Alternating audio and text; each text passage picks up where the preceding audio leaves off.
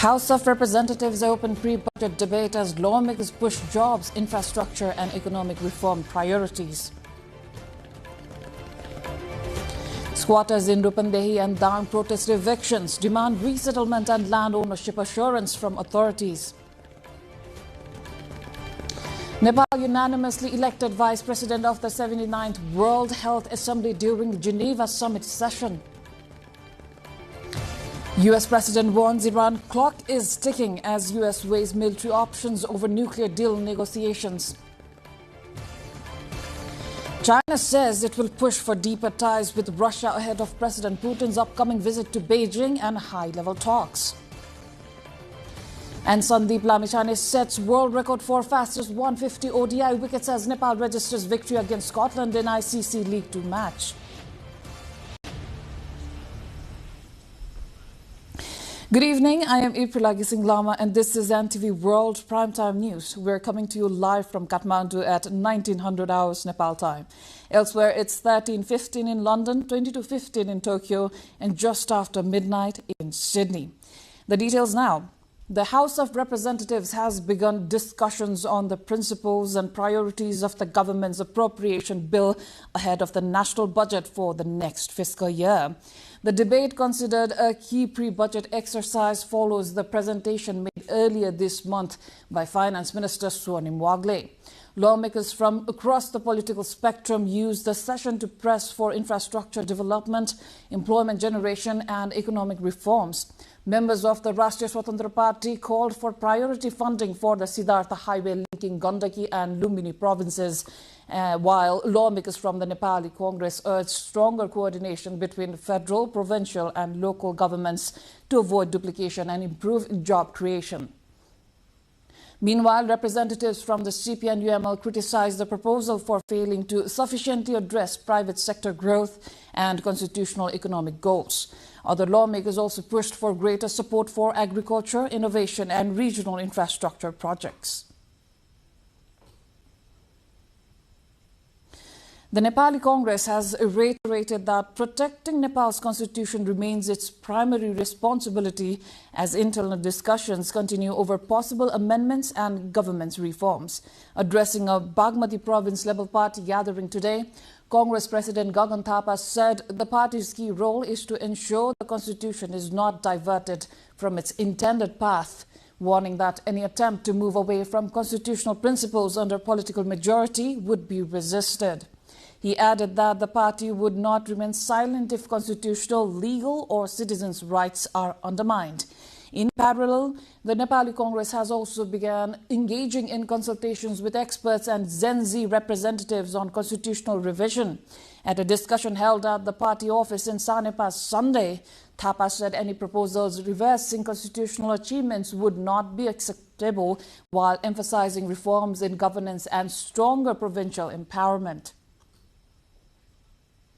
पार्टीको 14औं महाधिवेशनबाट निर्वाचित हुनुभएको नेताहरूको ठूलो पंक्ति बाहिर छ। म के भनिरहेको छु, 14औं महाधिवेशन निर्वाचित हुनुभएको जति नेताहरू अहिले हुनुहुन्न केन्द्रीय समितिभित्र, म त्यो प्रत्येक नेता जो चाहनुहुन्छ म अहिलेको केन्द्रीय समितिभित्र ल्याएर मानका साथ वरिष्ठ नेता बनाउनु पर्नेलाई वरिष्ठ नेता, जसलाई जे ठाउँमा राखेर म उहाँहरू सँगै लिएर सहभागी भएर काम गर्न चाहन्छु। मेरो प्रस्ताव हो। 1 2 अधिवेशनको तिथिमिति तय भएको छ। त्यो अधिवेशनको लागि पार्टीमा केही संरचनाहरू छ। निर्वाचन समिति प्रेमबहादुर खड्काले नेतृत्व गर्नुहुन्छ।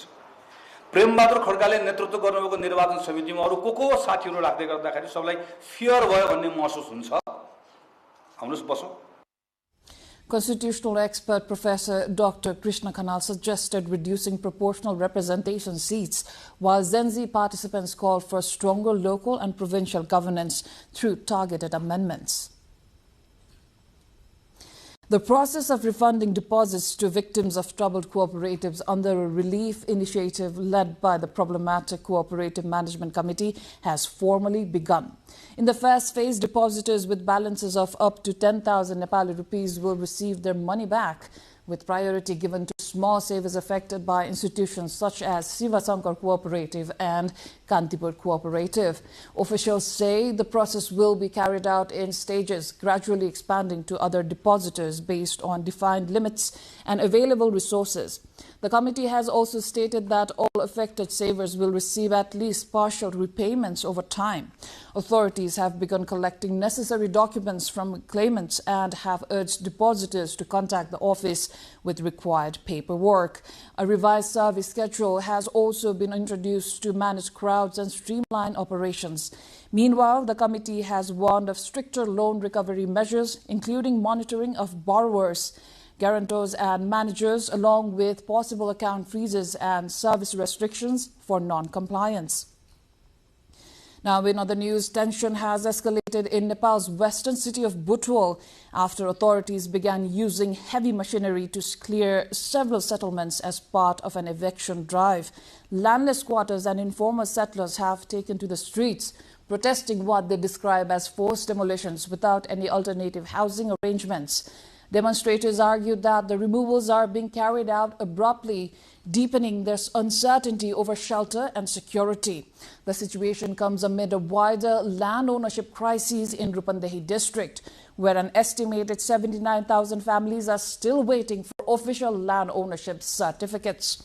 Protesters say the recent government decision to dissolve the Land Problem Resolution Commission has further increased confusion over long pending settlement issues. Authorities have not yet issued a detailed response regarding alternative resettlement plans, while affected communities continue to demand dialogue and a long-term solution to Nepal's recurring landlessness problem. The Land Rights Forum in Lamahi of Dang district in southwestern Nepal has urged Lamahi municipality not to carry out forced evictions of landless squatters, unorganized settlers and freed kamayas, former bonded agricultural laborers, without first ensuring alternative housing and land arrangements. A delegation led by Forum Chairperson Samson Giri submitted a memorandum to Mayor Jogras Chaudhary and Deputy Mayor Lakshmi Yogi, arguing that evictions without resettlement would violate constitutional guarantees of dignity, equality and safe housing. The forum said plans to remove families living on unregistered government-owned land and forest land have created fear and uncertainty among local residents, while also calling for faster distribution of land ownership certificates to landless and unorganized settlers. Now, the memorandum also pointed to a range of land-related grievances across multiple wards in the area. Time now for a short break. We shall be back with more updates.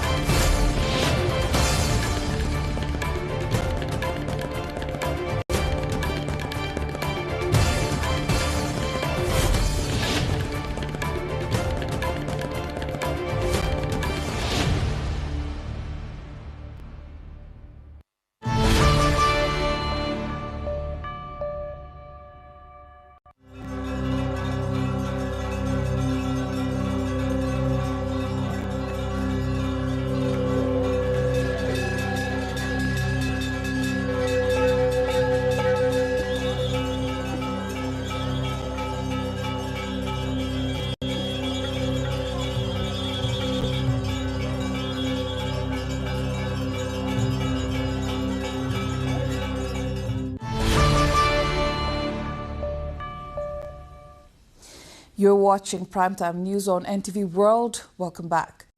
Now, Nepal has been unanimously elected Vice President of the 79th World Health Organization World Health Assembly, currently underway in Geneva.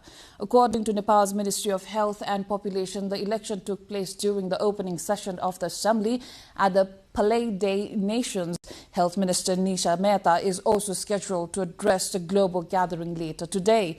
A Nepali delegation led by the minister arrived in Geneva on Sunday to participate in the annual health summit.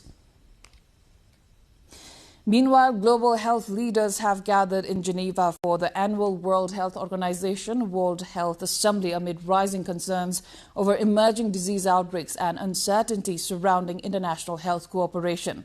The meeting comes as the world faces renewed Ebola infections in parts of Africa and growing attention over reported hantavirus cases linked to a cruise ship outbreak.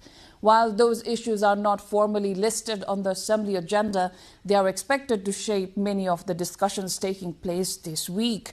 This year's gathering has also been overshadowed by announcements from the United States and Argentina indicating plans to withdraw from the WHO, raising fresh questions about the future financing, coordination and pandemic preparedness role of the global health body.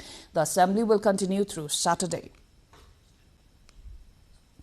At Singhdarbar, ministries have begun changing their board names following the cabinet's recent decision to slash the number of ministries from 22 to 18. The focus has now shifted to how the state will coordinate workflows, reintegrate officials, and navigate this major bureaucratic transition. Our colleague Diksha Wasti looks into it. The government has recently decided to reduce the number of ministries from 22 to 18. The decision is official, and we can see the name boards being changed at Singhdarbar to reflect the new structure. But the real transition unfolds now. After the decision, how will the government reshuffle and reintegrate the officials working in the ministries and departments? And how will the workflow and coordination go after the official decision? With the aim of making government services more efficient and reducing expenditure, the government carried out a structural overhaul by downsizing ministries. Now it has unfolded a transitioning task of restructuring the entire administrative system. To make this transition official, the government has introduced the Work Division Regulations 2083, a framework that redistributes responsibilities of merged and dissolved ministries. In simple terms, it decides which ministry will now handle which work. But beyond paperwork, the challenge now is managing people and systems. From shifting employees and departments to integrating ministry websites, records, and internal digital systems, the government is now working on a full administrative adjustment. To managing this transition, a joint team of officials has started preparing an organization and management survey, also known as the O&M survey. The report of this survey will determine how many employees are actually needed, how departments will be divided, and how the new structure will function. Alongside this, restructuring is also expected to create new technical responsibilities, requiring employees to undergo training related to IT systems, including ministry websites and internal software management. सबभन्दा पहिले गर्नुपर्ने चाहिँ संगठन तथा व्यवस्थापन सर्वेक्षणको काम हो। त्यो विषयमा मन्त्रालयले आन्तरिक रूपमा तयारी गरिरहेको छ। संगठन तथा व्यवस्थापन परीक्षणको प्रतिवेदन तयार हुन्छ। त्यो प्रतिवेदनले नि कुन वर्गको कुन तहको कुन श्रेणीको कर्मचारी रहने हैन कुन शाखा महाशाखाहरू रहने हैन भन्ने विषयहरू निर्धारण गर्छ। Officials admit that downsizing the ministries could create surplus manpower, but employees will not be removed immediately. Instead, surplus staffs will gradually be adjusted into vacant positions in other government agencies. The government also plans to slow down new recruitments for some time and prioritize adjusting existing employees first. कतिपय कर्मचारीहरू हैन चाहिँ त्यो बढी हुने फाजिलमा पर्ने पनि हुन सक्छ। त्यसको लागि चाहिँ हामीले रिक्त भएका पदहरूमा अन्य निकायहरूमा त्यसलाई क्रमशः हामी मिलान गर्दै जाने र त्यसको लागि हुन सक्छ केही समयलाई हामीले पदपूर्ति नियमित रूपमा हुने पदपूर्तिलाई पनि होल्ड गर्नुपर्ने पनि हुन सक्छ। Experts, however, say the success of this restructuring will depend not only on merging ministries but also on how efficiently the government manages staff, technology and public service delivery in the coming months. Diksha Awasthi with camera person Rasila Shrestha reporting for NTV World. Nepal's fragile Chure region is facing growing pressure from climate change, with irregular rainfall, deforestation and land erosion significantly increasing the risk of floods and landslides each year. To address these challenges, the Chure Conservation and Resilience Project has been accelerating its protection-focused interventions across Koshi Province, Madhya Province and Bagmati Province. The program is implementing a wide range of activities including forest conservation, tree plantation, river system protection, landslide control, climate-resilient agriculture, community mobilization, ecological restoration and public awareness initiatives. Officials and community forest representatives say these efforts are already helping reduce environmental degradation and supporting better human-wildlife coexistence in vulnerable areas. Project authorities emphasize that long-term community-based conservation planning is essential as the Chure region remains a critical ecological zone directly linked to Nepal's environmental balance and disaster risk reduction. The District Administration Office, Raswa, towards the north of central Nepal, has urged residents to remain alert following an increase in wild bear activity in several parts of the district. The warning comes after a wild black bear was recently spotted along the trail connecting Patle Dana and Ward number 2 of Kalika Rural Municipality to Lokil, prompting security agencies to advise caution. Officials say that in this area, which is home to Langtang National Park, the Himalayan bears from the park are descending towards lower settlements in search of food and warmer conditions and urged residents to avoid traveling alone during early morning and evening hours. Authorities have asked locals to immediately inform the Nepali Army and district security agencies if dangerous wild animals are sighted, noting that bear attacks over the past 2 to 3 years have injured residents and damaged food supplies in various wards in the area. Moving on, the historic Geruka Mela Mahotsav or festival held once every 3 years during Purushottam Mas was formally inaugurated today at the sacred Geruka River in southeastern Nepal. Purushottam Mas is an extra lunar month added to the Hindu calendar to align it with the solar year and is considered among the most sacred periods in Hinduism. According to local religious belief, bathing and performing worship at the Geruka River during Purushottam Mas is said to cleanse one of sins, fulfill one's wishes and bring peace and happiness to one's family. Large numbers of devotees from Nepal and India gathered at the site located in Janakpur district from early morning to participate in worship, devotional singing and other religious ceremonies. Geruka Conservation Concern Committee Chair Harish Chandra Yadav said local administration, police and volunteers have been mobilized to manage crowds and strengthen security arrangements during the event. Time again for a short break. We will see you at the other side with more international update.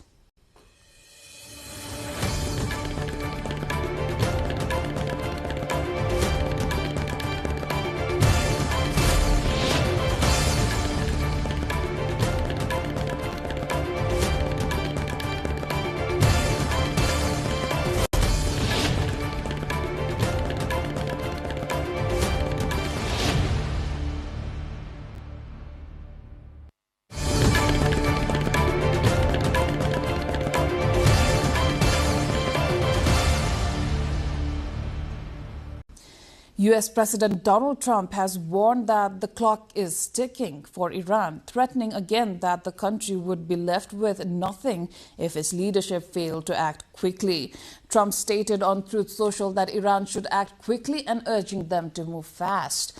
Earlier Sunday, Trump spoke by phone with Israeli Prime Minister Benjamin Netanyahu about Iran as the White House weighs options for renewed military action against Tehran, according to multiple media reports. Trump is expected to meet with his national security team at the White House on Tuesday to discuss military options. In an interview on Sunday, Trump said he still believes Iran is willing to reach an agreement and expects Iran to submit an updated proposal in the coming days. Trump refused to disclose the deadline for the negotiations but said that the United States would take more severe military operation if Iran did not meet U.S. demands regarding its nuclear program. Now, Iran's top security body announced today the formation of a new body to manage the Strait of Hormuz, which Tehran has effectively closed and wants to charge ships to traverse. Meanwhile, the Foreign Ministry spokesperson says talks are ongoing with the U.S. through Pakistan as the mediator. He said Iran had responded to a new U.S. proposal aimed at ending the war, adding that exchanges were continuing despite Iranian media reports describing Washington's demands as excessive. روند گفتگوها و مذاکرات یک روند ادامه‌دار هست. مقطعی نیست. شاید این نکته رو لازم باشه خدمتتون عرض بکنم. ما بعد از اینکه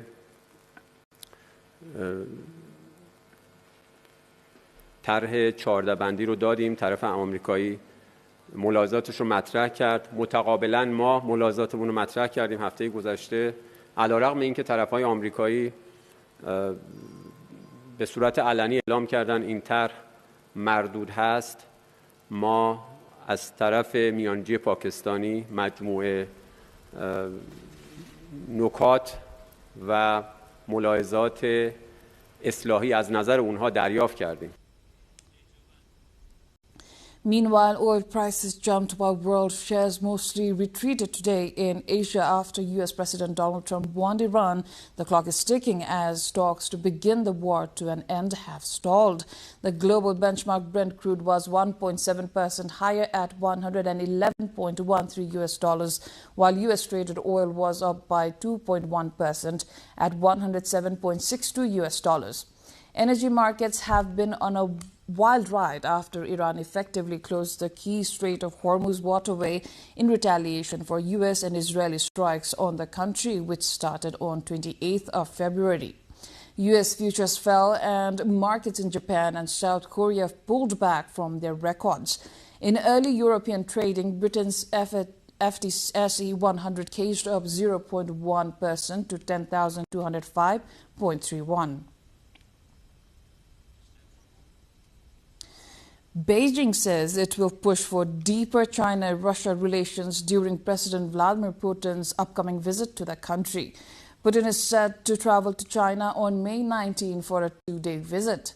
Foreign Ministry spokesperson Guo Jiakun in a press briefing said the two sides will inject greater stability and positive energy into the world.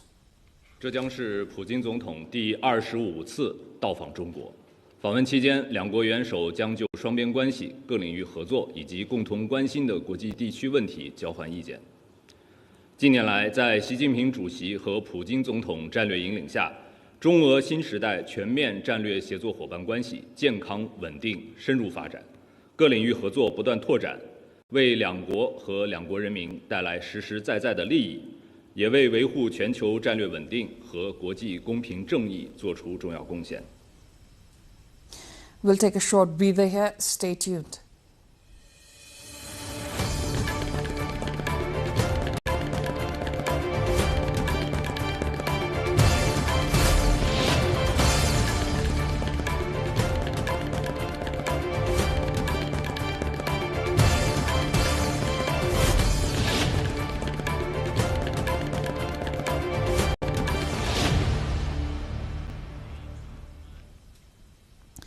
Finance ministers and central bank governors of the G7 have gathered in Paris for a two-day meeting focused on coordinating responses to economic risks linked to the Middle East conflict. Discussions are also centered on reducing Western dependence on China for critical minerals and strengthening global supply chains. Officials are expected to review inflation pressures, energy stability, and strategies to secure alternative sources of rare earth minerals essential for key industries. Nigeria and the United States have carried out fresh strikes against Islamic State militants in northeast Nigeria, the U.S. military said Monday, with the Nigerian army saying at least 20 militants were killed. The strikes were conducted on Sunday, U.S. Africa Command AFRICOM said in a statement. They came 2 days after the United States and Nigeria announced that a joint operation in the West African country killed Abu Bilal al-Minoki, an IS leader described as the group's second-in-command worldwide, who has been under U.S. sanctions since 2023. The raid was the continuation of coordinated operations against ISIS militants across Nigeria's restive northeast region, Nigeria's military said, using another name for the militant group. Now, a cruise ship linked to a deadly hantavirus outbreak has docked at Rotterdam harbour with a reduced crew now facing quarantine and disinfection procedures.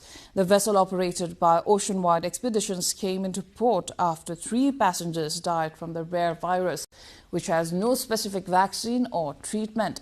The World Health Organization has said the outbreak is not comparable to COVID-19, noting that human-to-human transmission remains extremely rare.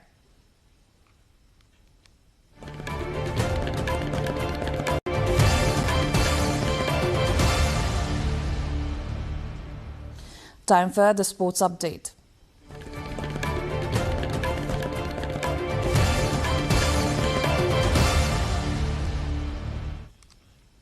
Nepal has registered back-to-back victories in the ICC Cricket World Cup League 2 after defeating Scotland by 6 wickets in Tribhuvan University International Cricket Ground. Chasing a target of 195, Nepal reached the total in 38 overs, led by an unbeaten 74 from captain Rohit Paudel and 55 runs from Ishan Pandey. Earlier, Scotland were bowled out for 194 despite 73 runs from Brandon McMullen, with Lalit Rajbansi taking 4 wickets and Sandeep Lamichhane claiming 3.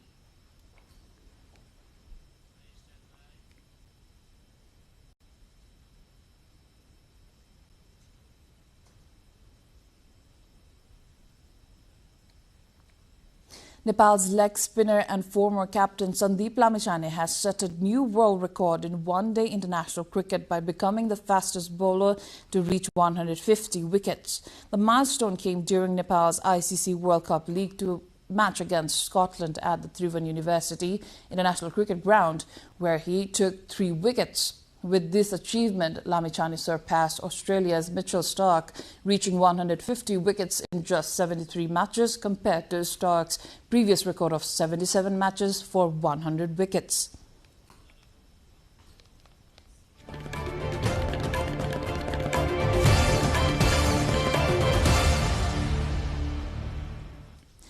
And before we wrap up, here's a reminder of our top stories.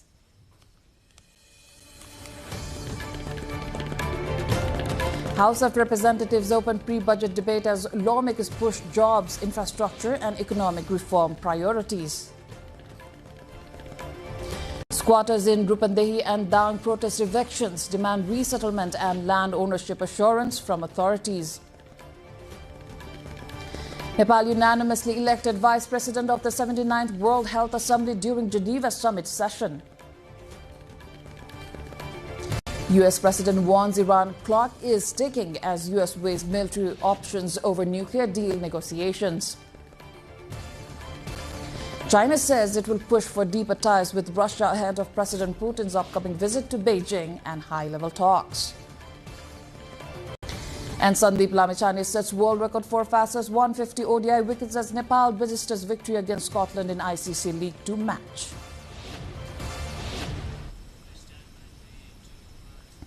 That's it for this edition of Primetime News. Our next bulletin will be at 2200 hours Nepal time. Do join us through our social media and get the latest updates from our official website, nepaltelevision.com. Thank you for staying with us. Have a wonderful evening ahead.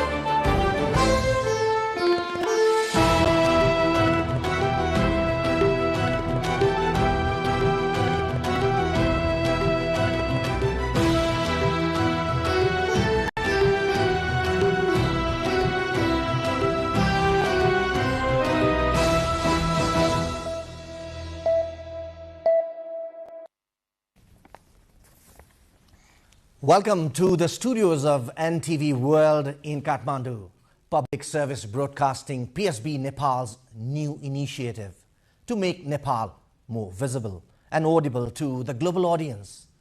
Welcome on board.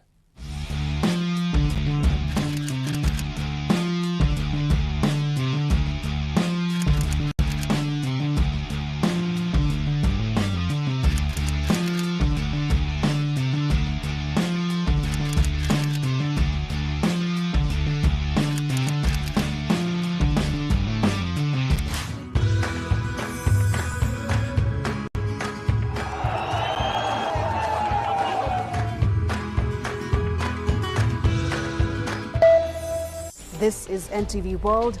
Facts that speak, insights that matter. Telling the stories of a changing planet. NTV World, Nepal's perspective to the world.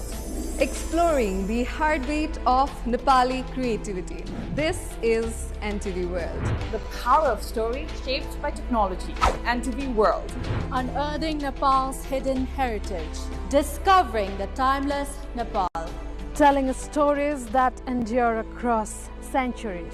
Where culture breathes, stories bloom. When the world moves, we make a sense of it. NTV World. Taste of Nepal. Every recipe, every flavor tells the story. Journalism in the digital age. Fast, focused, verified. Stories hold power. Stories reflecting life. Stories of the hinterlands. Reporting for NTV World. This is NTV World. Welcome to News Hour. This is NTV World. Welcome to Primetime News. One story at a time. Crossing borders, connecting voices, where Nepal meets the world in dialogue. This is NTV World, Nepal's perspective to the world. Voices that connect Nepal to the world, bringing perspective, region and relevance to every story. NTV World, Nepal's perspective to the world. Stand by. Mic is on. 3, 2, 1, cue. We are NTV World.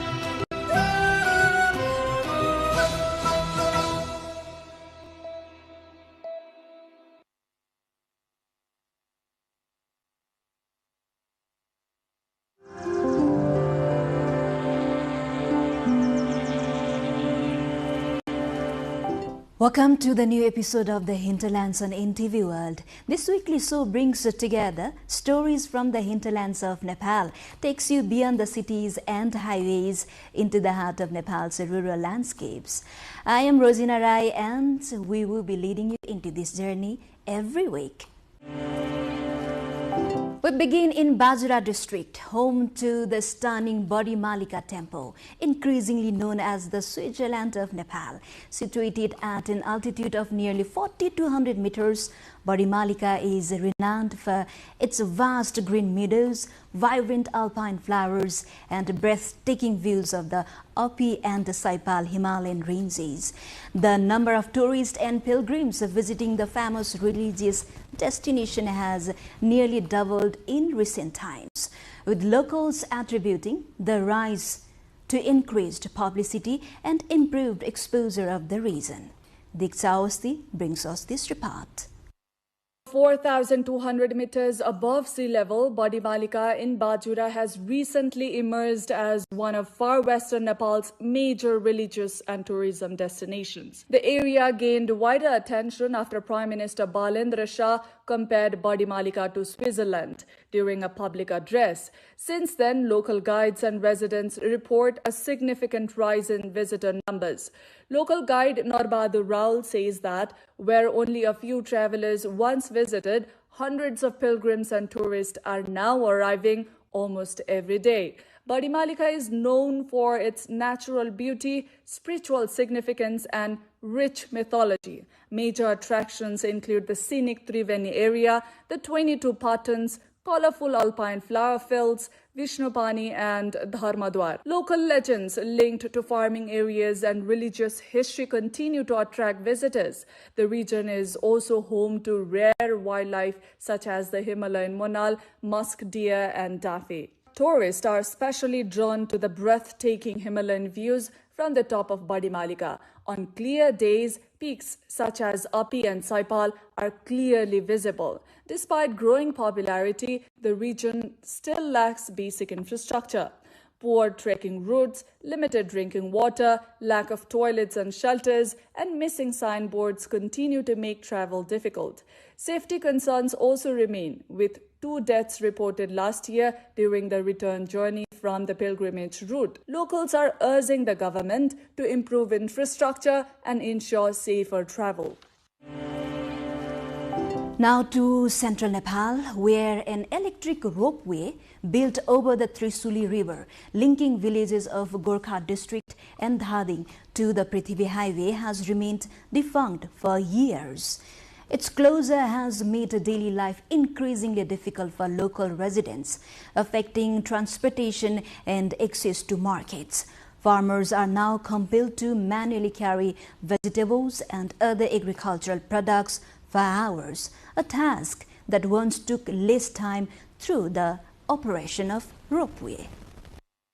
What happens when a journey that once took just 5 minutes suddenly takes nearly 3 hours? Unfortunately, this is the current reality of the locals of Gandaki rural municipalities, Hiklung, Thumka and Riplang villages that lie along the Gorkha-Dhading's border. A 620-meter long electric ropeway was built over the local Trishuli River, which was built specifically to help the farmers in the region to supply their products. However, as the electric ropeway went out of operation within few days of its commencement, locals are once again forced to carry vegetables and daily essentials on their backs across steep trails. This has left locals disappointed, as ropeways serve as an important means of transporting goods and connecting remote communities to major highways and markets in Nepal, where roads and bridges are often limited owing to its mountainous terrain. अहिलेको राम्रो थियो अब भर्खर सुरुमा अब के भयो त्यो दबाउने थिच्ने कुरा के बिग्रेछ हो अब त्यो अब मिस्त्रीहरु आइपुग्नु भएको छैन आइदा हेरविचार गर्दिनु भएको छैन अब राम्रै खरा त पार्नु पाएको छैन के अनि यस्तो यो थामको यस्तो उसमा यस्तोमा त स्वततै जाने रहेछ नि त अहिलेको त त्यो लुटकिने भन्ने डर रहेछ नि त अहिलेको त फेरि एकदम गाह्रो नि. The electric ropeway was constructed after the old gravity ropeway connecting the villages to the Prithvi Highway became dilapidated and unusable. But the ropeway remains shut since the past 5 years, leaving farmers struggling to transport agricultural produce to the market. With the ropeway out of service, locals say their woes have been added as the local roads connecting to the major roads and highways are also in dilapidated condition. ओरालो बोकेर जानु पर्छ घुराहरुलाई फकाइ ल्याउनै बोक्नु पर्यो भन्दै ल्याउनु पर्यो यहाँ भए त तार्नलाई सजिलो हुन्थ्यो खै सजिलो भएको छैन हामीलाई बोक्नै परेछ. Farmers lament that the transportation difficulties are affecting their income and daily lives as well, while demanding the restoration of the electric bridges operation. The government of Nepal spends billions every year on education.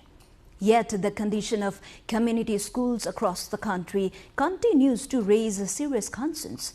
The recently published SEE 2082 results by the National Examination Board have brought hope in some areas while exposing alarming realities in others. Several community schools across the country recorded completely nil results, once again raising questions about the quality of public education in Nepal.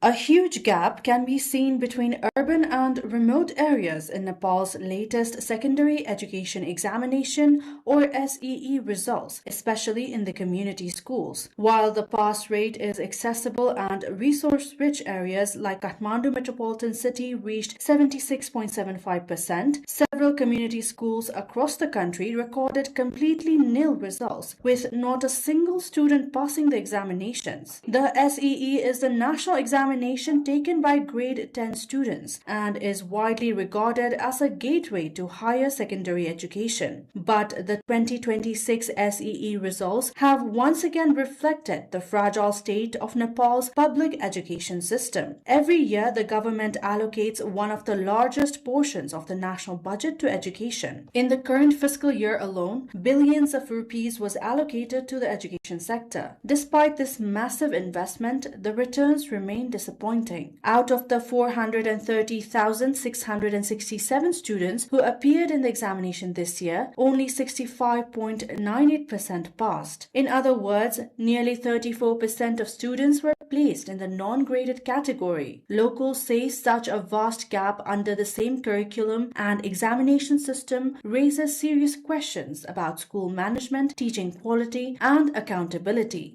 शिक्षकहरूले विद्यार्थीहरूलाई यो खालको vibe दिन नसक्नु भएर हो कि लगभग 35% विद्यार्थी चाहिँ नि विद्यार्थी फेल भएको छ त्यो भनेको त राज्यको नोक्सानी हो यो वास्तवमा सरकारी स्कुलको हकमा चाहिँ राज्यले लगानी चाहिँ धेरै गरेको छ तर यसको पछाडीको कारण चाहिँ के हो भन्दा मलाई लाग्छ भने यो शिक्षकहरू चाहिँ बढी राजनीति गर्नतिर लाग्ने. Some parents accuse teachers of being more involved in politics than academics, saying students are being neglected. Educationist Dr. Bidyanath Koirala says the poor results are linked to weak monitoring, lack of accountability, and declining focus on student learning outcomes. यो केटाकेटीले साइन्समा पढेर पास गर्दैन भन्ने भएपछि त्यसलाई signs अनिवार्य किन गर्ने हो त्यसको सट्टा उनले चाहिँ नि जे पढे नि हुन्छ उसलाई पौडी खेल्न मन लाग्यो पौडी पढ्छ सुदूरपश्चिमको केटाकेटी हो भन्दै सुदूरपश्चिमकै बारेमा पढ्छ कर्णालीको केटाकेटी कर्णालीकै पढ्छ मधेसको केटाकेटी मधेसकै बारेमा पढ्छ मधेसको बारेमा पढ्यो भने त पास हुन्छ. Meanwhile, the National Examination Board has shown its efficiency by publishing the SEE results within just 29 days after the examinations ended. However, experts say faster publication alone is not enough if the quality of education itself continues to decline. The government of Nepal, meanwhile, has intensified its nationwide campaign to reclaim public land. As part of the initiative, the District Administration Office in Sangja has directed all 11 local levels in the district to identify and to document public property. However, residents who have been living for decades along the Siddhartha Highway and on government land are now facing uncertainty and possible relocation. This is the last report we have in the Hinterlands episode this week. Government's campaign to bring government land and public property back under state control has spread fast across the country. Residents living illegally on government land and people residing along the Siddhartha Highway for decades are now facing relocation. Siddhartha राजमार्गको दायाँ-बायाँ 25 metre भित्र चाहिँ व्यवसाय गरिरहेका व्यवसायहरू जहिले पनि त्रासमा मात्रै रहिरहे. न त यहाँ ढुक्कसँग चाहिँ व्यवसाय गर्न पाए न चाहिँ अब यो चाहिँ अब छैन के भनेर चाहिँ ढुक्क भएर बस्न पाए त्यो एकदम दोधारमा जस्तो भइरहेको अवस्था छ. त्यसो भएको हुनाले सरकारले गर्ने नै हो भने यसलाई चाहिँ छिटोभन्दा छिटो यसको चाहिँ निकास दियोस्. As authorities move forward with the identification and demarcation of government land within the highway corridor, public interest and concerns have grown significantly. District Administration Office in Sangja stated the lack of accurate records of government-owned land in the district has long created challenges in protecting public property. Road को center देखि 25 metre दायाँ बायाँ भने हुनाले त्यसले गर्दाखेरि धेरै घरटहराहरू चाहिँ जाने अवस्था छ. त्यो मापदण्ड विपरीतका घरटहराहरू जाने अवस्था छ. यो पुतली बजार नगरपालिकाको पुतली बजारको क्षेत्र बाहेक अरु सबै त्यो मापदण्डमा पर्छ. To address this issue, the administration has launched an intensive data collection campaign in coordination with all local bodies. Following the identification and documentation, authorities will begin removing illegal structures located within the highway areas. Preparations are underway to remove houses and temporary structures built within 25 meters on both sides of the highway. Residents living near the highway have demanded that the government clearly demarcated the land so that they would not have to live in the fear and uncertainty. Beyond the cities and the headlines, real lives continue to unfold, stories shaped by struggle, strengthened by resilience, and carried forward by hope. This is the Hinterlands, and we'll be back next week with more stories from the heart of Nepal. Do follow us on our website nepaltelevision.com, social media handles and YouTube channels. Thank you for joining us. Goodbye for now.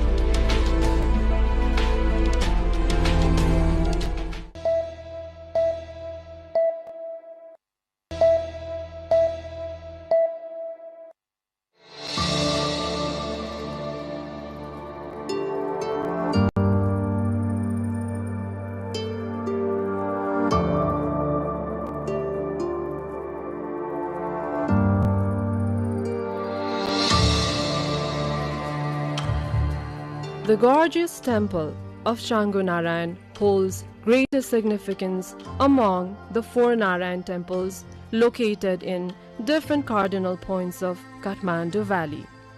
It is situated on a magnificent hilltop about 16 kilometers northeast of Kathmandu in the Bhaktapur district. Changu Narayan is known for its majestic temple complex, full of magnificent artworks in stone, metal and wood. As an important heritage site of archaeological and cultural importance with a history of nearly 1700 years, Changu Narayan was designated as UNESCO World Heritage Site in October 1979. By then, it also received the attention of international observers abroad.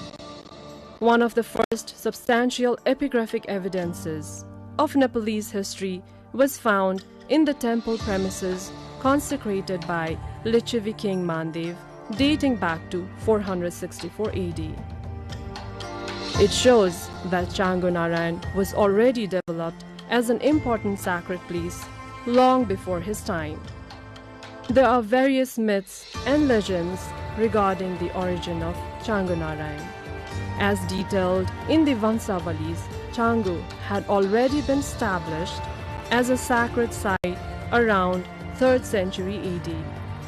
The Ichangu inscription of Vijaya Kamdev, dated 1199 AD, informs that the temple was built by the king Haridatta Varma, happened to be 9th generations before Mandev. The time of Haridatta Varma is estimated as early as 325 AD.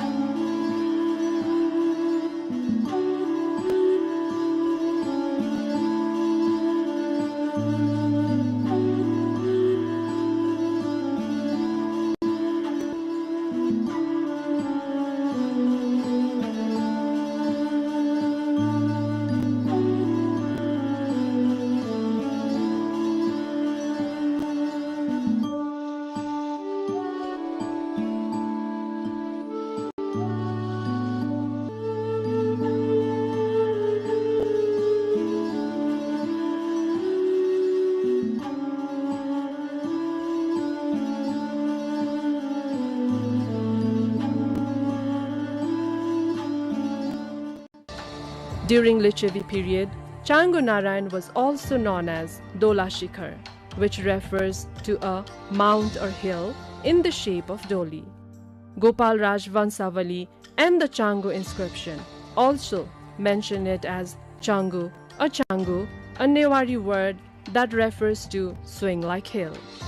But the evidences show that this particular place was popular as Changu Narayan from the earliest time, and the same name exists in the society till present.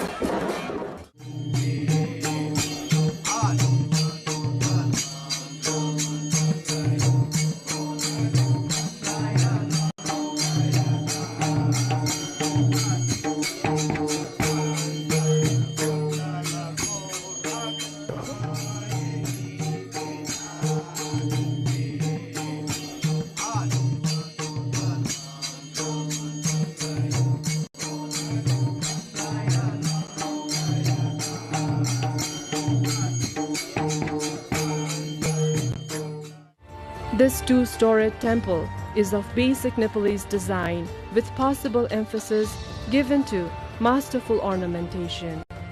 The temple may have passed through series of restoration. The present structure was probably constructed in the 17th century. Changu Narayan is regarded as one of the masterpieces of Nepalese temple architecture. The older elements have been incorporated during the restorations.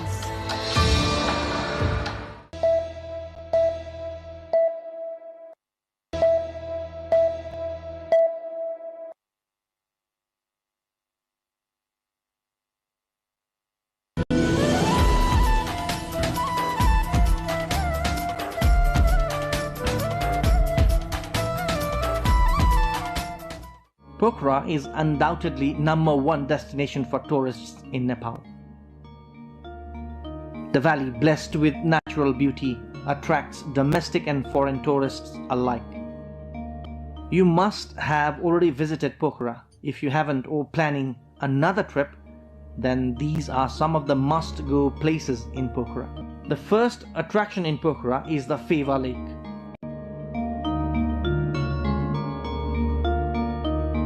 Boating in Feva Lake is a ritual for every tourist visiting this paradise.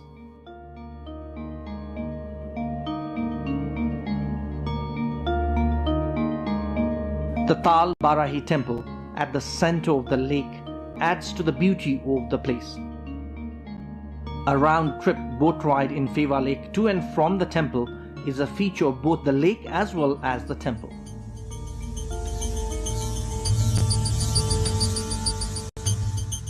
Separate boat ride, watching the reflection of Mount Machapuchri on the lake and fishing spice up the Feva experience.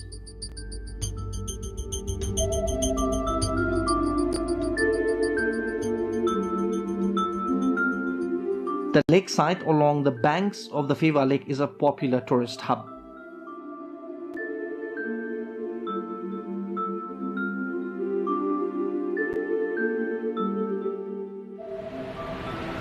Many tourists in Pokhara choose Devi's Fall as their second destination in Pokhara. The water from Feva Lake exits towards Seti River through the Gupteshwar cave from this Devi's Fall. The mighty water stream rushing deep down into the gorge covered by water vapor is a magical sight.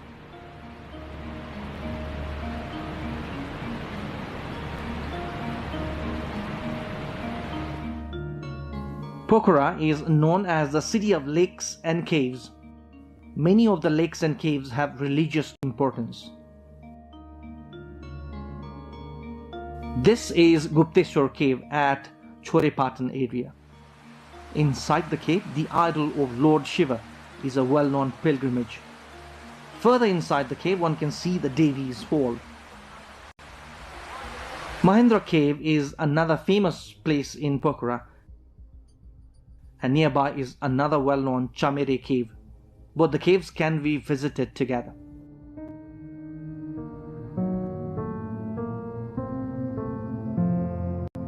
Two other well-known tourist destinations in Pokhara are Begnas and Rupa lakes.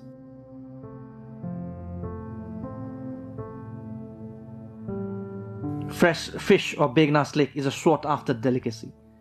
Rupa lake is just round the corner beyond a small hill towards the eastern edge of Begnas lake. Away from the hustle and bustle of the town, Begnas and Rupa lakes cannot be taken out of a tourist's itinerary.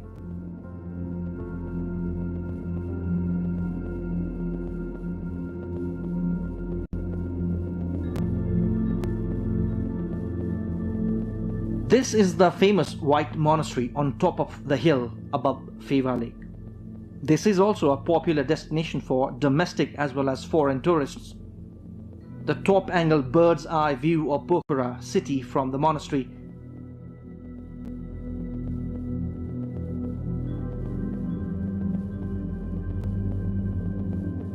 is a sight to behold. The placid Feva Lake, the tall mountain range, and the birds like paragliding pilots on the background of Sarankot Hill are mesmerizing.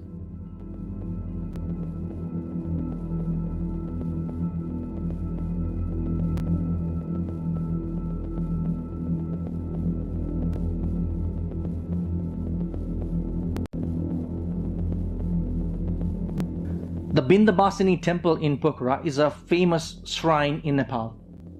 The best route to visit the temple is on the way to Sarankot. Devotees throng the Bindabasini temple, which is atop a small hill with panoramic view of Pokhara city. The Bindabasini temple is famous among the Hindus across the country.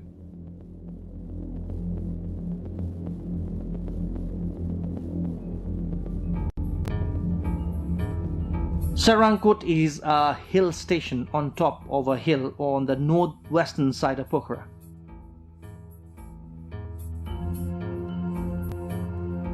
A must-go place to see the majestic Mount Machapuchre and Mount Dhaulagiri in the Annapurna range in front of the eyes, and also the Pokhara and Leknath cities on the other side. Sarankot is synonymous to paragliding in Nepal. Taking off from the Sarankot hill, one can enjoy the panoramic mountain range in addition to the bird's eye view of Pokhara city. Ultralight and zip flyer offer a thrill to adventure seekers in Pokhara and are becoming major interests for tourists. Other places including Swarak in Sangja have the potential to be world's best place for paragliding. First time in Nepal, Paragliding Accuracy World Cup was held at this place, situated at Mahapur of Virkot municipality of the district. The place drew global attention after the event. Pokhara, famous tourism destination of the country. Majority of locals engaged in tourism industry. The city of lakes and caves, hub of aviation sports. Some major destinations: Lakeside, Feva Lake and Tal Barahi Temple, Begnas and Rupa Lakes, Mahendra Gufa.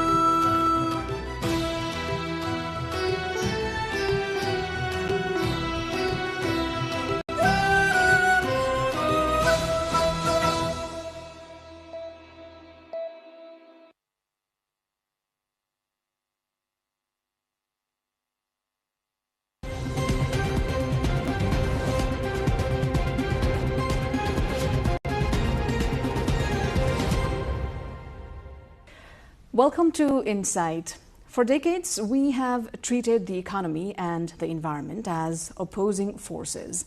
The idea that to grow financially, we must sacrifice ecologically. But environmental economics flips this narrative. It proves that our natural resources, our forests, rivers, and clean air are the very foundation of our economic survival. When development comes at the cost of the environment, the bill inevitably comes due. To help us understand how we can price the priceless and design policies for a sustainable future, today we are joined by Dr. Mani Nepal, an internationally recognized professional and lead economist at International Center for Integrated Mountain Development. He heads the Sandy Research Network across South Asia. Dr. Nepal, welcome to Insight. Thank you very much. It's my pleasure. It's good to have you here. Thank you. What's keeping you busy these days when we talk about the research aspects of your career? Well, so I'm actually leading, as you mentioned, a research network called Sandy, which works in 10 countries in the region. We have been working with the institution since 1999, but I didn't join that time, but I joined Sandy in 2008. So our goal is to help researchers from the region to enhance research capacity through financial support, technical support, mentorship. And that whole program, I have been coordinating that program for some time. So that keeps me quite busy. And other than that, I also do additional research where I got interested. Where, for example, these days I'm working in a project which looks at the economics of forest restoration in South Asia.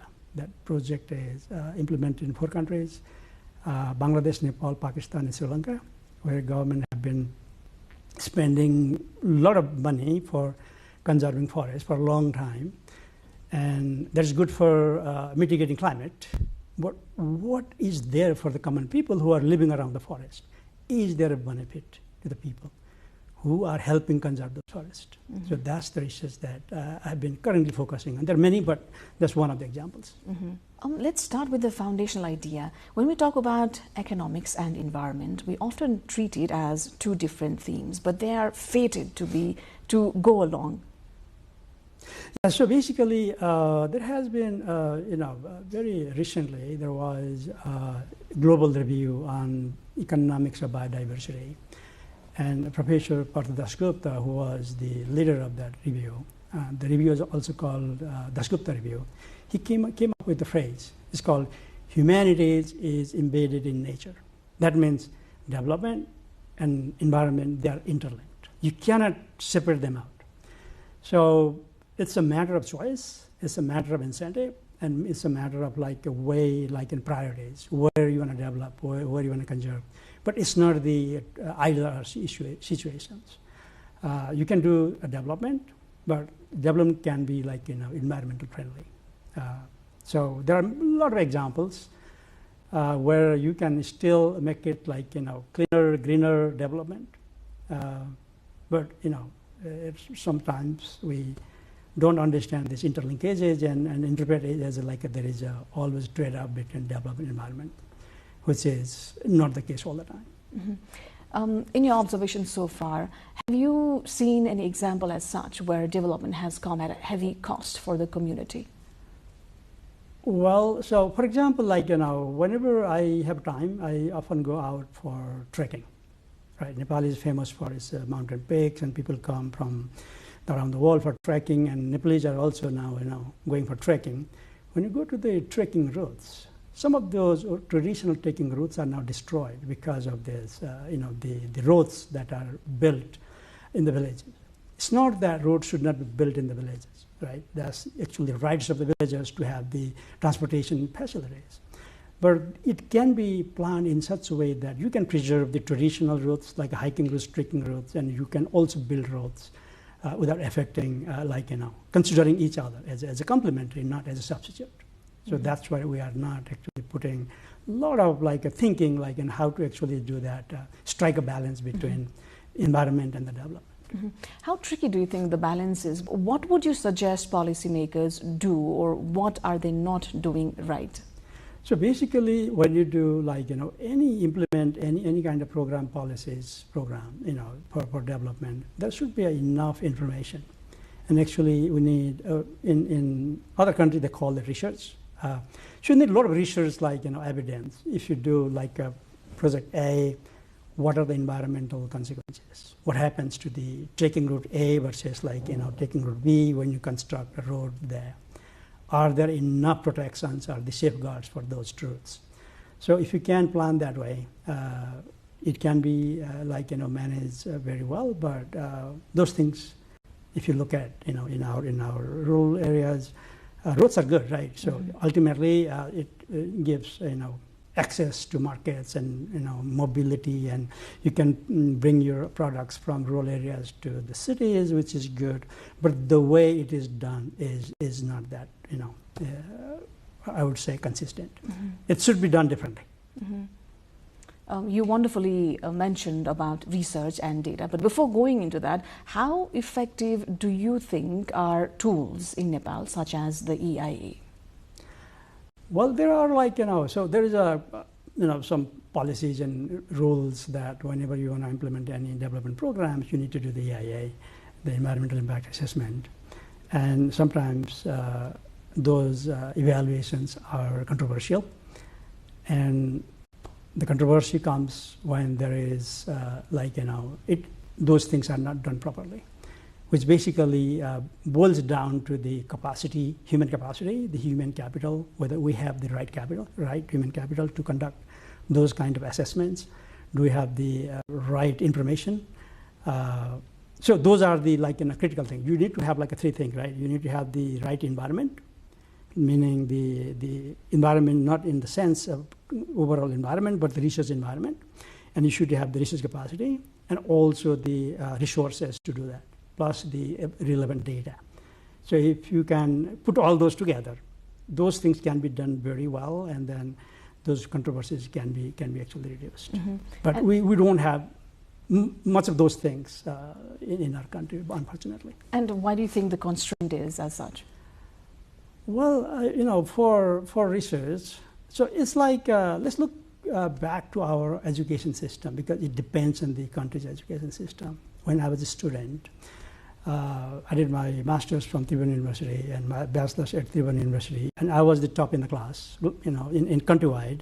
So I was gold medalist for bachelor's and master's, right? But what I learned is just the theory part. There was no research at all in your master's and bachelor's degree.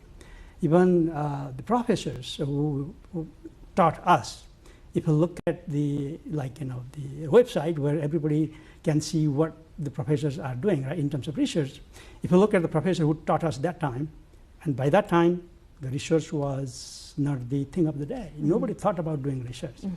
So when you don't have that incentive, meaning there was no incentive for doing research, and incentive plus resources. You should have the incentive as well as resources.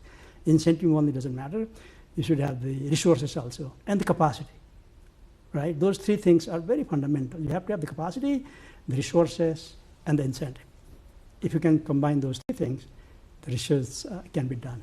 Surely these gaps were, it's not new that it was identified, right? It's been years that we have had these bottlenecks.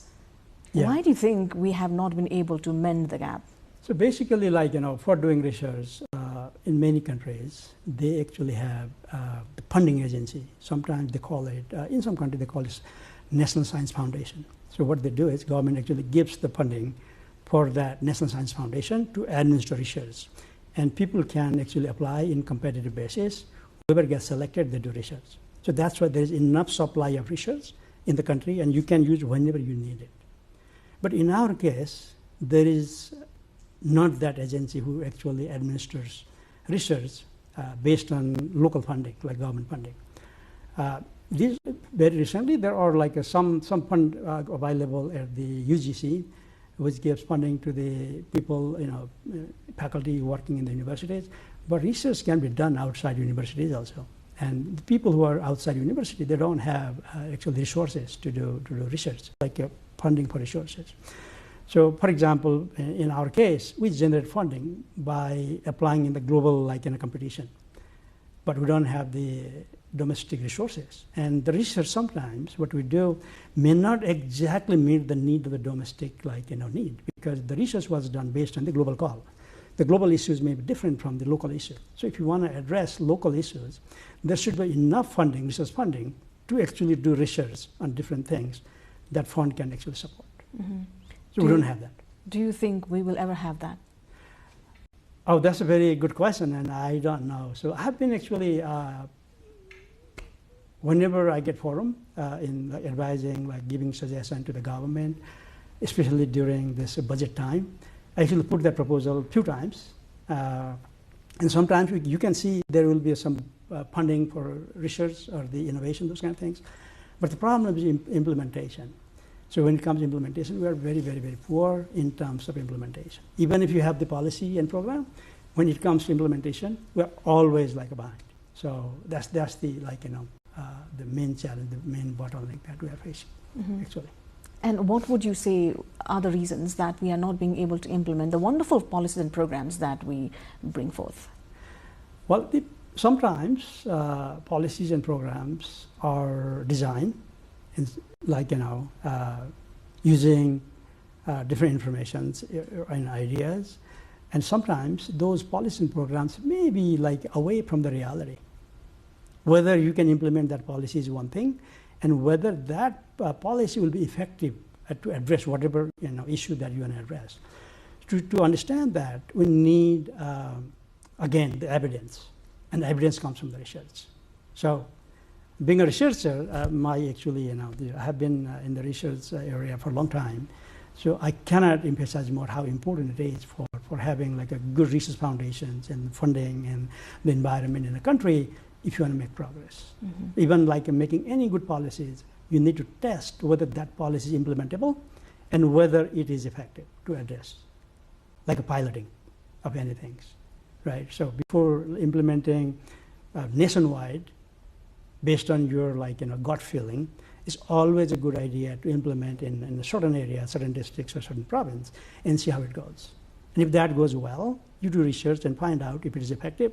And if it is effective, then there is no problem of implementing nationwide. If you implement nationwide with understanding, and you need to scrap, and it's very costly, what do you say, the costly thing that we lost a lot of the public money, the taxpayers' money, without understanding what works well and what does not work well. So again, research is the main thing that I would say. It all boils down to evidence, data. Yes. Nepal has been the least polluter, but at the same time pays heavy bill due to climate change. What would you say are Nepal's environmental challenges compared to, how is it different, in fact, compared to the bigger polluters? So, globally, there are varieties of environmental challenges, including climate change. People basically call it triple planetary crisis. One is climate change, biodiversity loss, and the third one is pollution. Right? These are the main, there are more, but those are the three globally recognized problems. So when it comes to Nepal, Nepal has its geography, very unique geography. So the climate change, meaning the increasing average mean temperature over a long time period. So when the temperature increases in lower land, in upper land, higher elevation, we would call it elevation-dependent temperature rising, right? So, or elevation-dependent warming. So higher elevation gets more higher increase relatively, higher temperature. So that means the warming is becoming more faster in the higher elevation, meaning our asset is what? Our mountains, our ice, our snow, those are our assets. That brings tourists for scenic vista, that generates the hydropower from the rivers. So these are our the important assets. But because of this global warming, we are actually facing the more cost compared to. And then when there are extreme events because of climate change, for example, high intensity, short duration intense rainfall, it brings down the landslides, and in the lower area you got flooding, and other time is a prolonged a drought where you don't have water and like it's heat and you can experience heat wave, and like same thing can happen like in a one after another. These events can happen one after another in the same area. So it's a very unique place that Nepal holds, and our challenges are very different challenges compared to countries which are only flat, or countries who are like in other tropic areas, those kind of things. In one of the examples that you gave about environmental challenges facing Nepal, pollution is also one.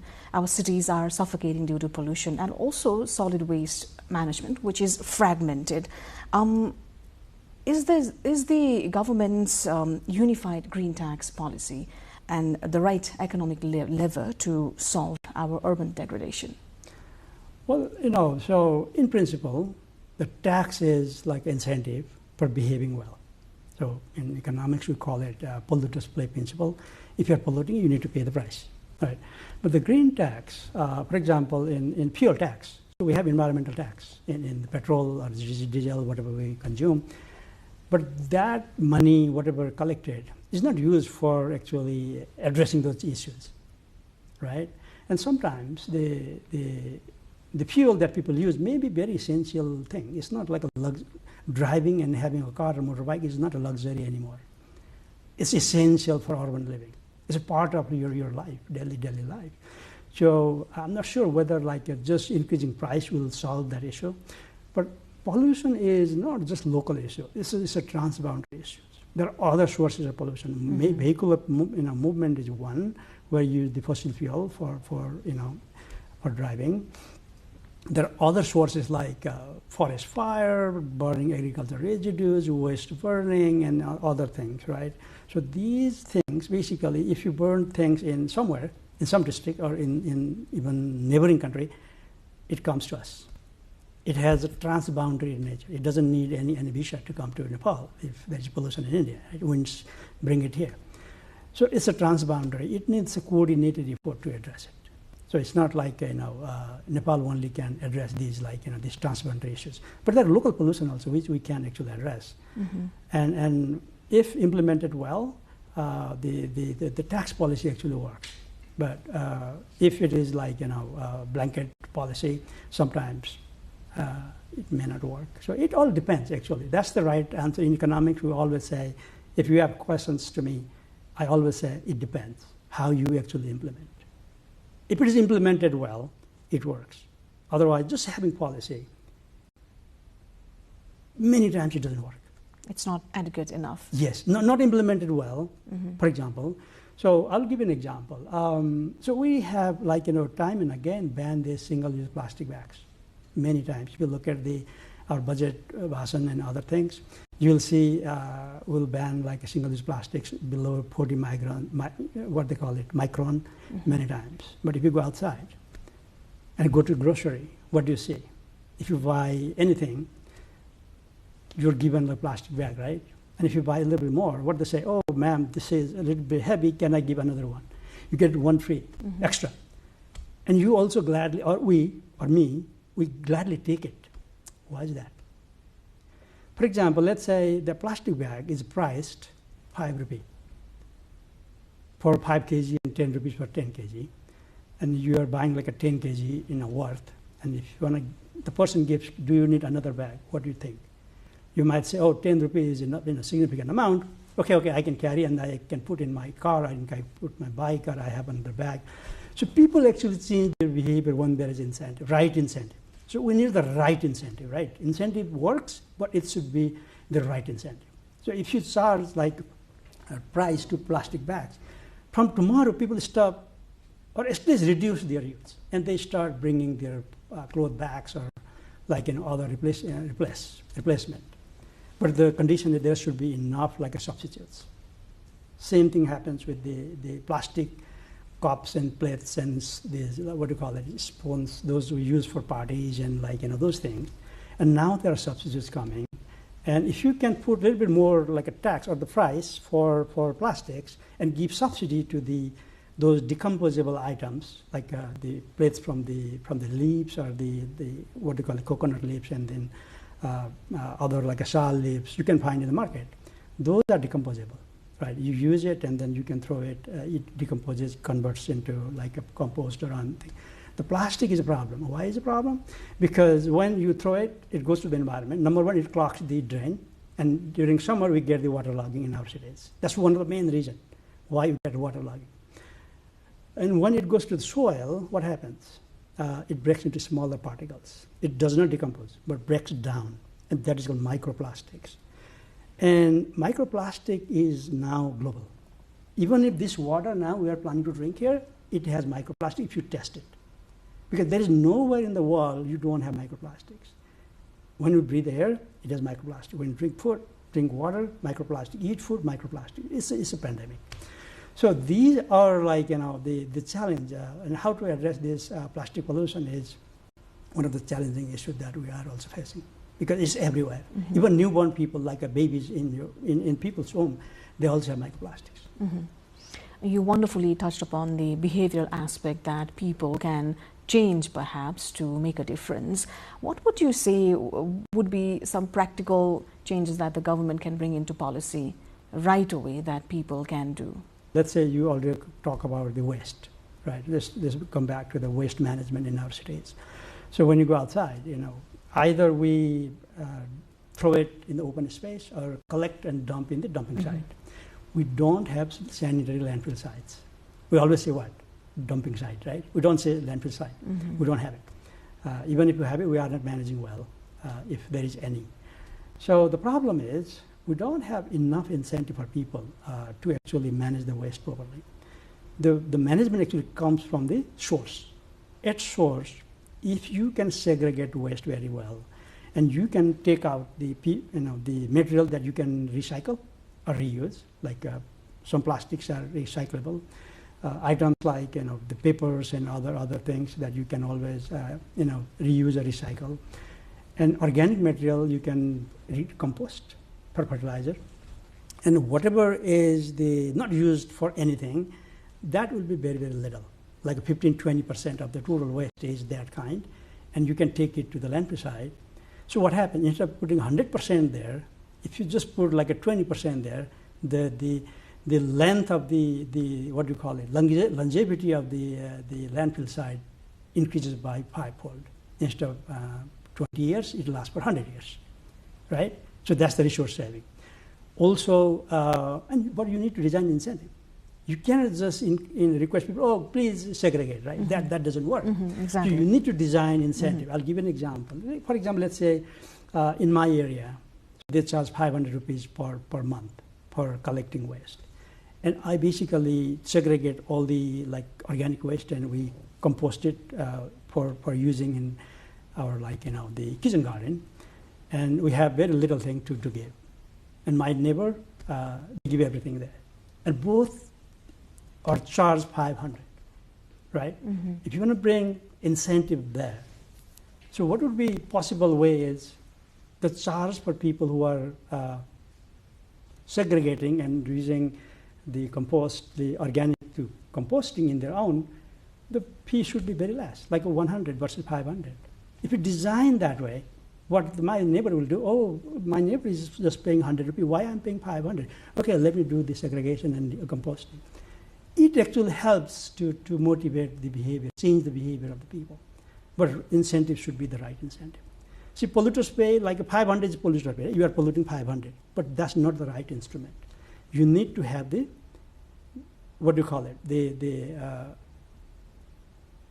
depending on what you're doing, you need to change the behavior, right? If you're going to change, give the right incentive.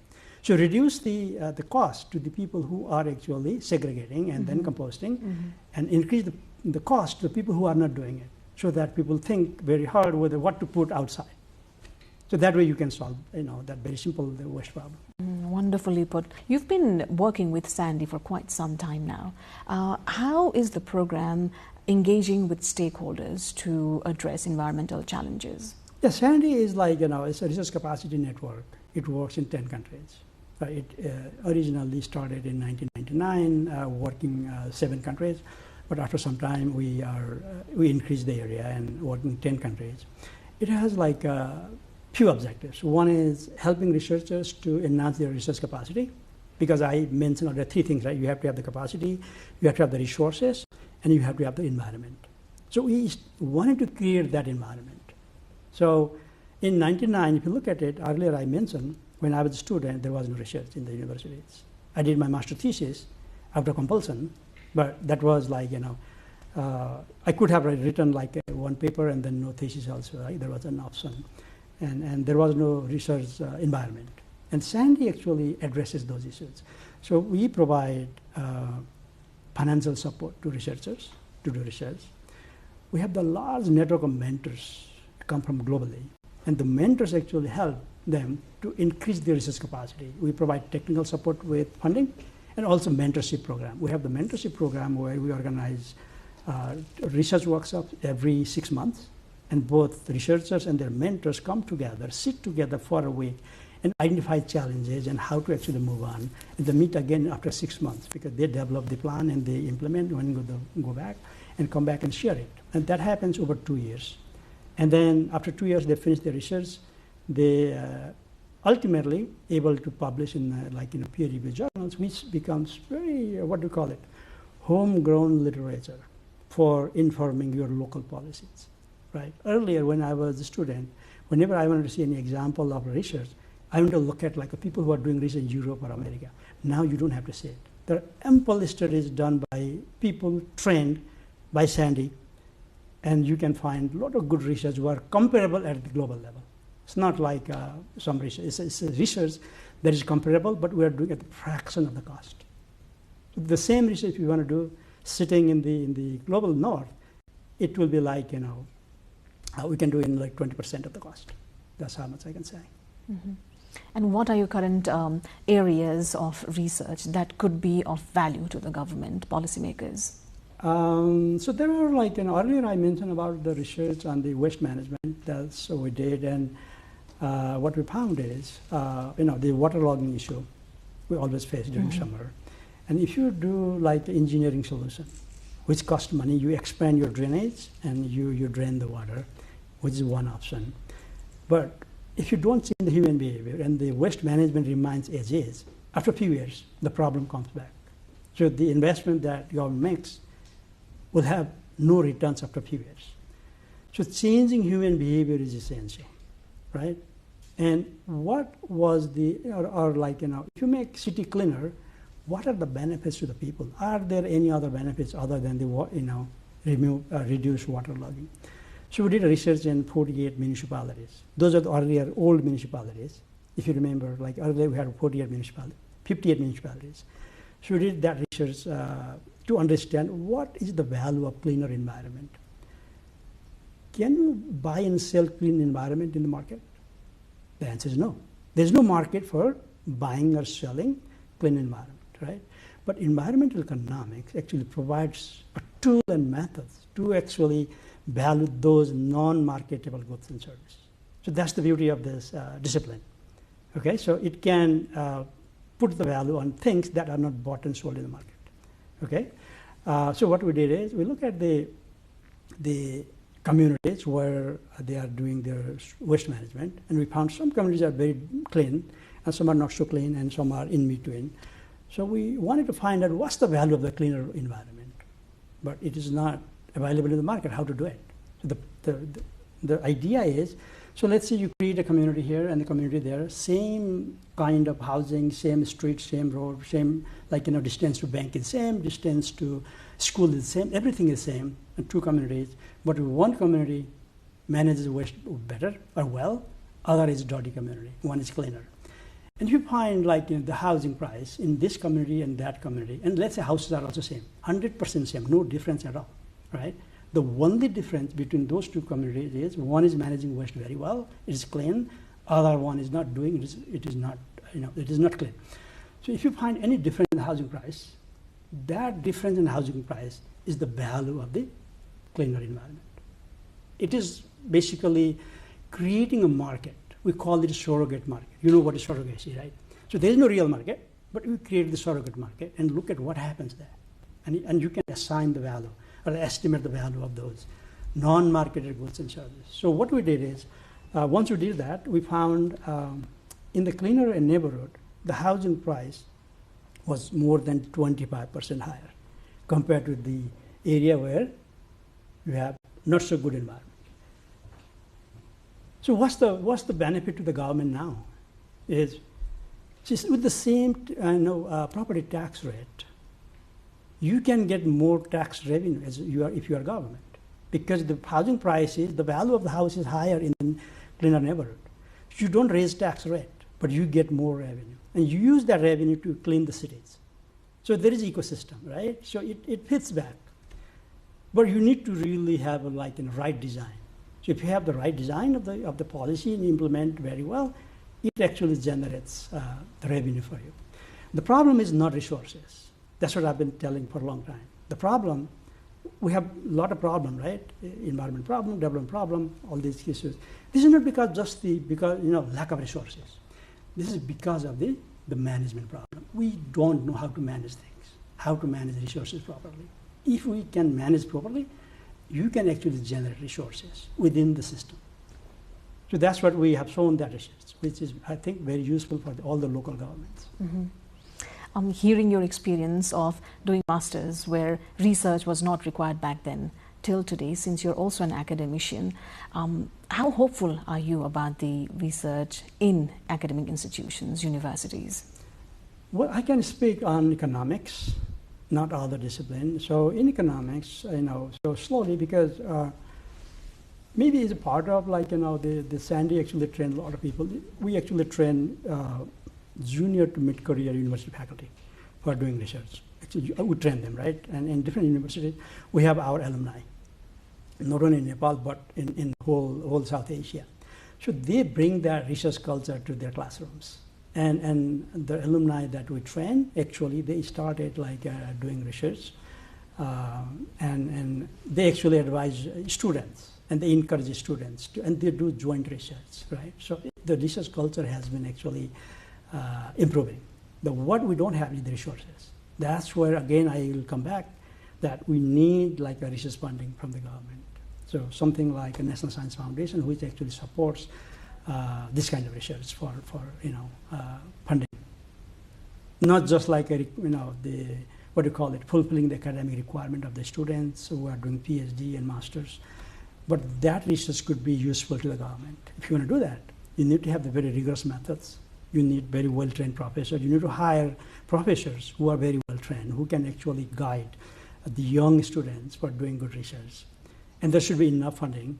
And if you can do that, you can generate homegrown literature that actually addresses the challenges that we're facing at different levels. Our government leaders, political parties, often dream about attaining double-digit economic growth. How can we do it without having catastrophic impact on the environment?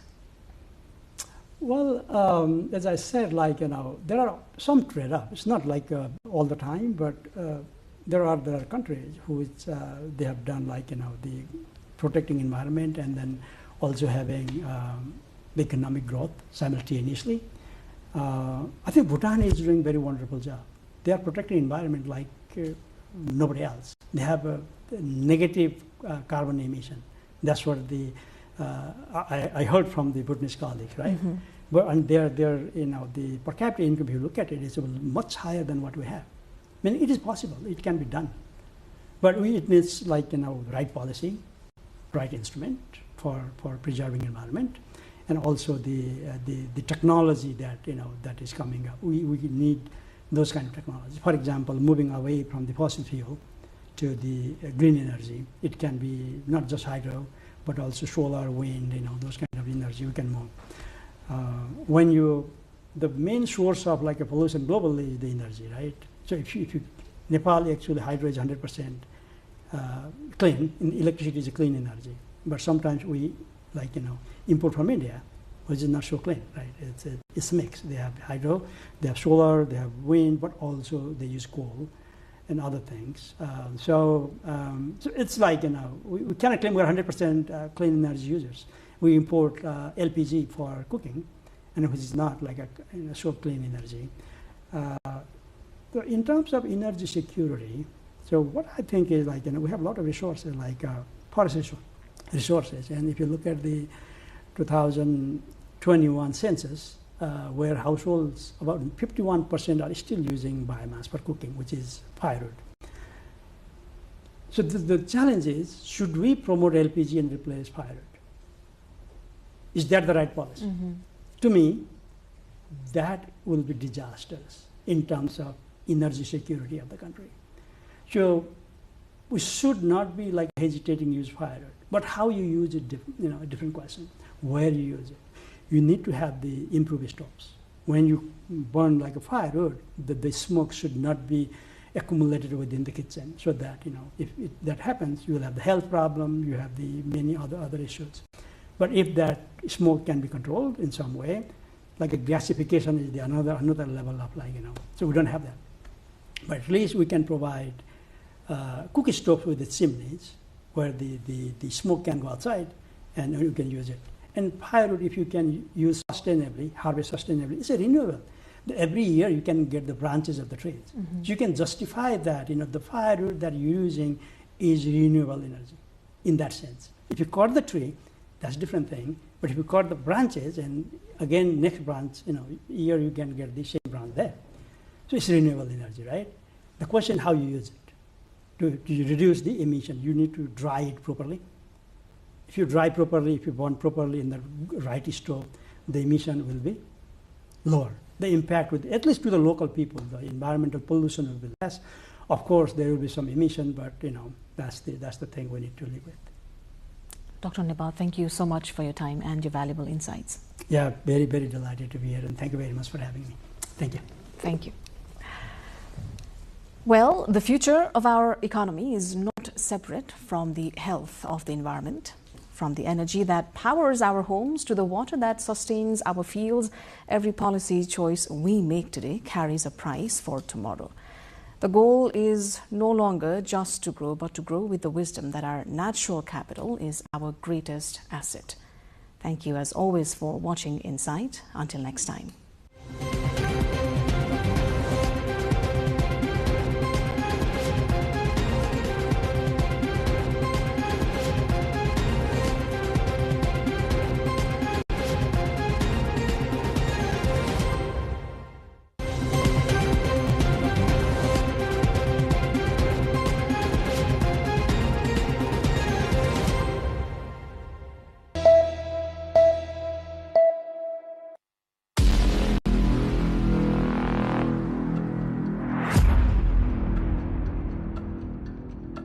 Shall we start now? I'll try my best. Okay. Your best performance, okay? The most important innings for me would be the Nepal versus Hong Kong game. And I scored 41 runs because that match, it was one step into the World Cup. And for me, I remember going into that game, I thought I'll not hit the ball in the air at all because if I stayed in the crease and scored runs, meant that Nepal had better chances of winning. And those 41 runs in that game would probably be the most valuable innings that I've ever played, where I got run out. But that every run, if I think of it now, would probably be the time when I took the most pressure during my whole 20 years of career. But those would be the most important runs of my career. Best Nepali batsman of all time? It's difficult. Why? Because I have seen a lot of great players, and you look at the current batch of cricketers, meant that everyone's been performing exceptionally well. If I really had to pick one name, just from a talent perspective, who did not play as much for Nepal but was extremely talented, was Sandeep Shrestha. He played few matches for Nepal, but just looking at him, he was so casual at how he played the sport. I can't agree with you anymore. Best coach you have played under? If I really had to pick one person, would be Pubdu, because that transformation of Nepal cricket from 11 to 16 while he was here, and we qualifying for the World Cup was an important moment. Most difficult opponent you have played against? Obviously, Afghanistan and Nepal always, gets compared. I remember playing Afghanistan's first match in 2005, and then they wanted to become a test playing nation in 2016. Best bowler you have faced, or the most difficult bowler you have ever faced? I think Basant Rigmi easily is the best bowler that I played. I keep saying Sandeep played the IPL. He's gone on to play all leagues all over the world. He's been phenomenal. But Basant Regmi, if, let's say, had got the platform back in the day, from a fast bowler who turned into a left-arm spinner, probably the best bowler that I have faced. And at one point, he was probably the best left-arm spinner and somebody who nobody could hit. Best upcoming talent? I think Gulshan Jha, the potential that he has as an all-rounder, and he's left-handed. Obviously, there's a lot more things that he needs to add up into his game, but he has potential to really grow into something. Best Nepali bowler? Would be Binod Das. I think he was probably the best fast bowler that I played. I mean, Sompal and Karan have carried the nation's burden for the last 10 years, but Binod Das was probably the best fast bowler. He was the leading fast bowler in the associate countries at his peak as well. 2014 T20 World Cup qualification or 2018 ODI status? It has to be the World Cup, and I really can't pick between the two. Why? Because the ODI status is important for the overall, setup of how a cricket nation functions at the associate world. But qualifying for the World Cup and playing the World Cup meant that cricket became important to this nation. So I would definitely pick the World Cup. Best ever performance under your captaincy, Nepal's? 3 matches we played at the World Cup. 14 World Cup. Because at the global stage, we never played under floodlights. We went into Dubai a week ago. And also when you are young, I think we were a young team. We had no fears. We were a strong unit, backed by good coaching. Whatever that we had, we were happy about it. And that moment where we were presented in front of the world, we did not crumble. Playing against Hong Kong, playing against Afghanistan, and competing against Bangladesh, meant that that is when we made our first significant impact. So those 3 matches would probably be the best performance. But if you go through the Division 5, 4, 3-2 cycle, more. I mean, every tournament has its own story, and it has been an incredible journey. Best batsman in world cricket you admire? Has to be Brian Charles Lara. Got to see him in Nepal as well, so he was a genius. He was a genius. Best all-rounder in world cricket? Jack Callis, easily. All right. When you look at his batting stats, his bowling stats, there's no comparison to what he has achieved. Exactly. Best bowler in world cricket all time? Shane Warne. I'll probably say he's the greatest cricketer that played the sport. True. You are a big Aussie fan as well? I follow the Australian cricket team. Best captain in world cricket all time? If I really have to go back old school, it would have to be Stephen Fleming.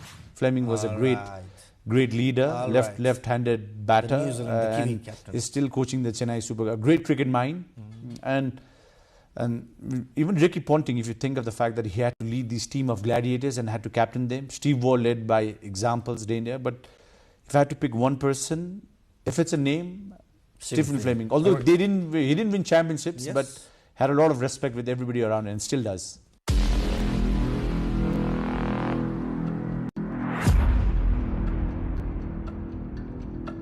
Paras, let's sit down now. Let's create Nepal's all-time 11, all formats. It's going to be difficult. It's going to be difficult. Let's try. Sandeep Shrestha is opening. Then you'll probably pick maybe Kushal Bhutel. Paris opening. Fantastic. 2. Then number 3 would be Gyanendra Malla. Superb.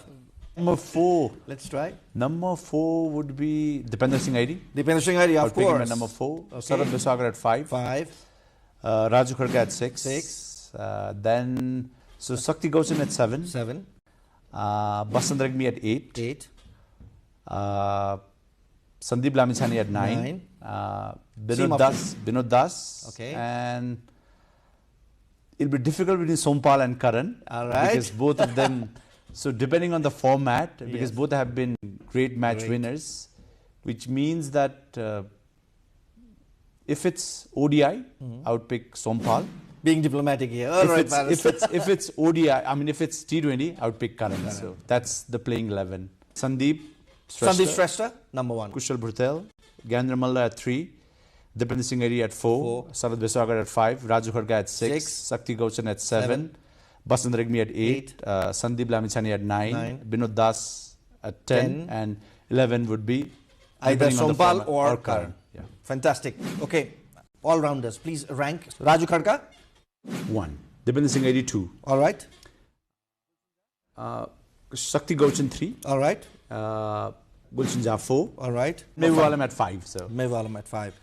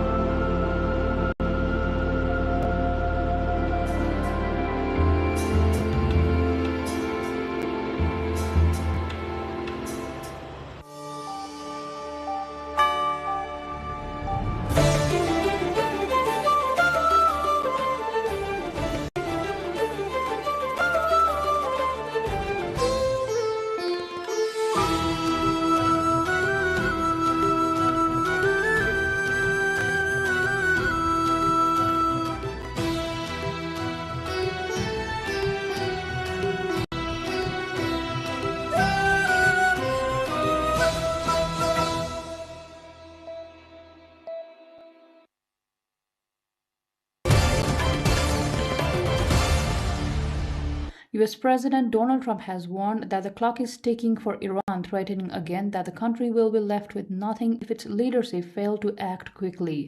Trump stated on Truth Social that Iran should act quickly and urging them to move fast. Earlier on Sunday, Trump spoke by phone with Israeli Prime Minister Benjamin Netanyahu about Iran as the White House weighed options for renewed military action against Tehran.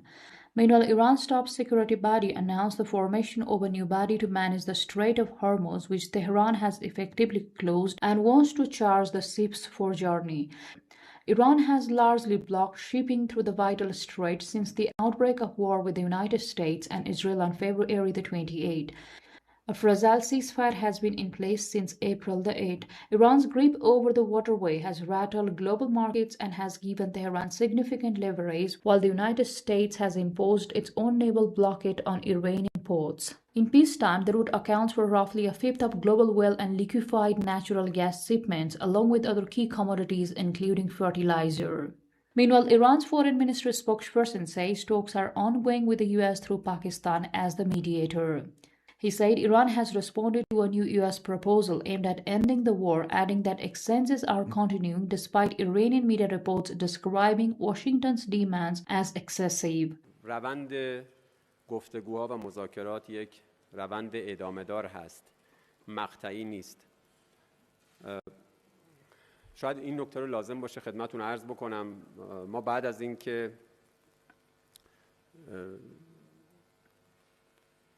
طرح 14 بندی رو دادیم، طرف آمریکایی ملاحظاتش رو مطرح کرد، متقابلا ما ملاحظاتمون رو مطرح کردیم هفته گذشته. علیرغم اینکه طرف‌های آمریکایی به صورت علنی اعلام کردن این طرح مردود هست، ما از طرف میانجی پاکستانی مجموعه نکات و ملاحظات اصلاحی از نظر اونها دریافت کردیم. In an interview on Sunday, Trump said he still believes Iran is willing to reach an agreement and expects Iran to submit an updated proposal in the coming days. Beijing has said it will push for deeper strategic ties with Russia during President Vladimir Putin's upcoming visit to China, as both countries continue to strengthen political, economic, and diplomatic coordination amid shifting global alliances. Putin is scheduled to travel to China on May the 19th for a two-day state visit, during which discussions are expected to focus on bilateral cooperation, regional security issues, and broader international developments. Chinese Foreign Ministry's spokesperson said at a press briefing that both sides aim to inject greater stability and positive energy into the world, underscoring Beijing's emphasis on deepening its comprehensive strategic partnerships with Moscow. 这将是普京总统第25次到访中国。访问期间，两国元首将就双边关系、各领域合作以及共同关心的国际地区问题交换意见。近年来，在习近平主席和普京总统战略引领下，中俄新时代全面战略协作伙伴关系健康、稳定、深入发展，各领域合作不断拓展，为两国和两国人民带来实实在在的利益，也为维护全球战略稳定和国际公平正义做出重要贡献。The visit comes as China and Russia continue to expand collaboration in trade, energy, and defense-related sectors, while also coordinating positions on major global issues. It is said the talks are likely to reinforce their alignment on key geopolitical questions and signal continuity into their close diplomatic relationship despite external pressure from Western countries. The head of the World Health Organization WHO, Dr. Tedros Adhanom Ghebreyesus, has warned of escalating global health threats, including an Ebola outbreak in Africa, as he opened the 79th World Health Assembly in Geneva, while also highlighting mounting pressures from conflicts, climate change, and deep funding cuts to the agency. He also stressed on the danger of the current Ebola outbreak in Africa, which the WHO declared a public health emergency of international concern on Sunday. And as you know, yesterday, I declared a public health emergency of the international concern over the Ebola outbreak in the Democratic Republic of the Congo that has already spread to Uganda. I will say more about both outbreaks and the virus and Ebola in my address to member states this afternoon, which is the technical report which I will in the afternoon. These two are just the latest crises in our troubled world. From conflicts to economic crisis to climate change and aid cuts, we live in difficult and dangerous and divisive times. The WHO previously said the outbreak did not meet the criteria of a pandemic emergency, but warned it could be much larger than what has been detected so far. The Health Assembly that brought together delegations from WHO member states sets global health policy and advances the organization's strategic priorities. The bodies of 4 Italian divers who went missing during a scuba diving accident in the Maldives last week have been located. One body belonging to a fifth member of the group had already been located after the incident on Thursday.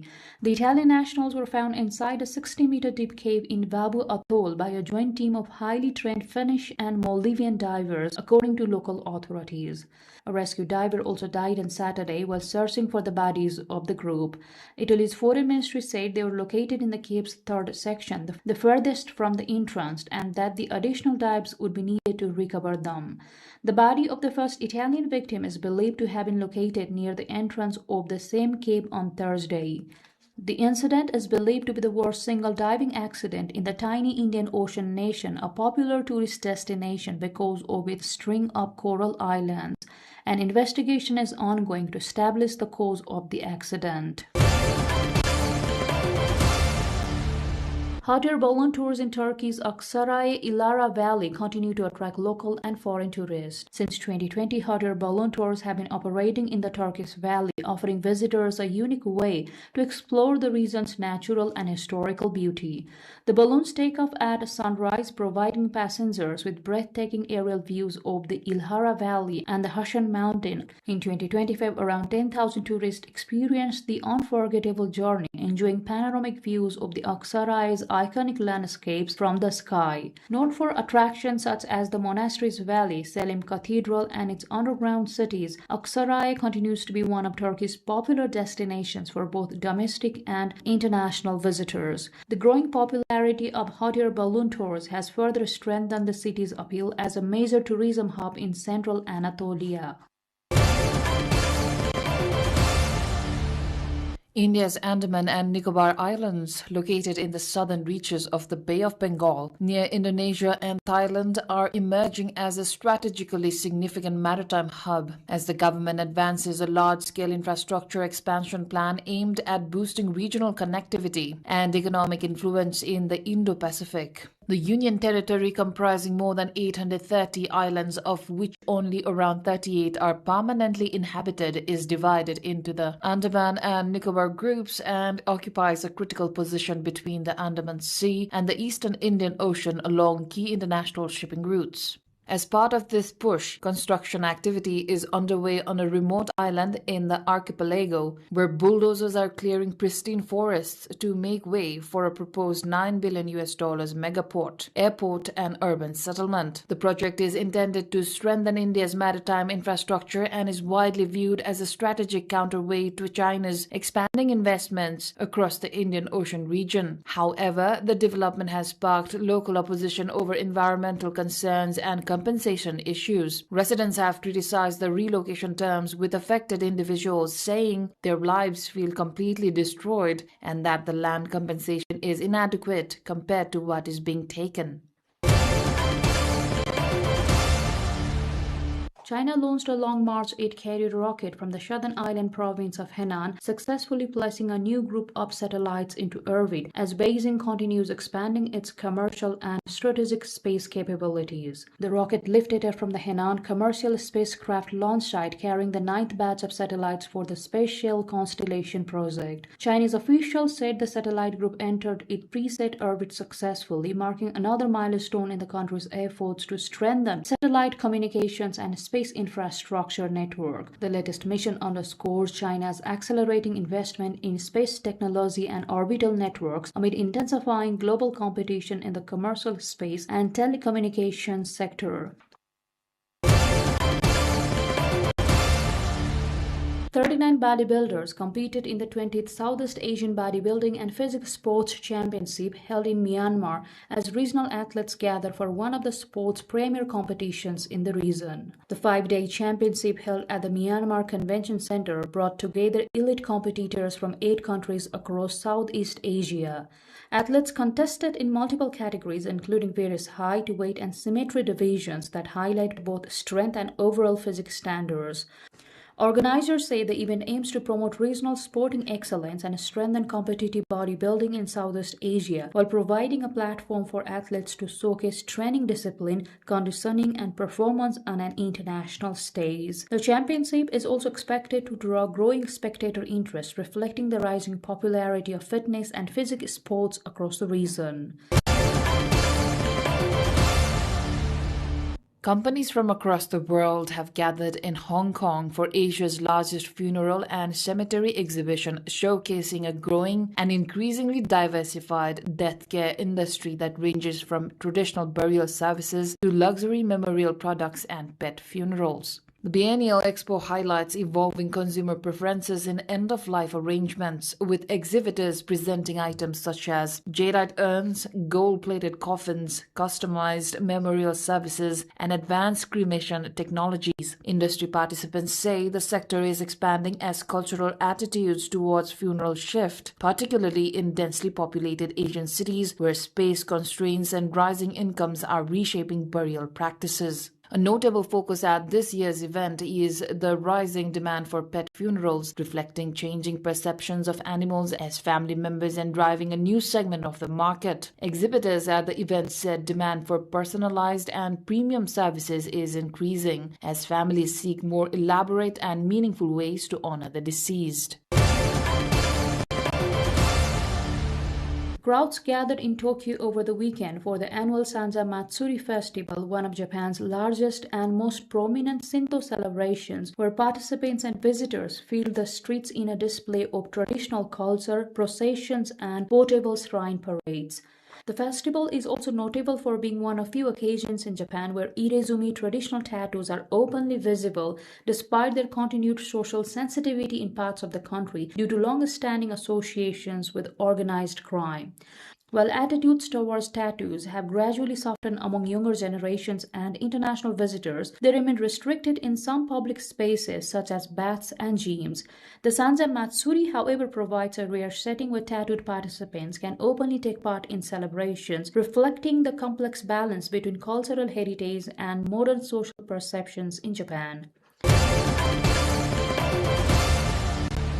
Vietnam's coastal tourism sector is entering the 2026 summer peak season with strong momentum as major destinations including Da Nang, Nha Trang, Phu Quoc, Ha Long, and Cat Ba Island report sharp increases in domestic and international visitor arrivals. Tour operators say demand has surged earlier than usual this year, and short break travelers with bookings for late May and June rising significantly despite elevated travel costs. Industry officials say many tourists are opting for nearby coastal destinations over long drives, helping sustain the sector's post-holiday recovery and boosting local hospitality businesses. Da Nang has emerged as one of the strongest performing destinations, welcoming more than 1.46 million visitors between April 25 and May 3rd, marking an increase of over 35% compared with the same period of last year. Meanwhile, Ha Long, Nha Trang, and Phu Quoc are also experiencing strong weekend demand supported by the return of foreign tourists and growing trend among travelers to prioritize travel experiences over budget considerations.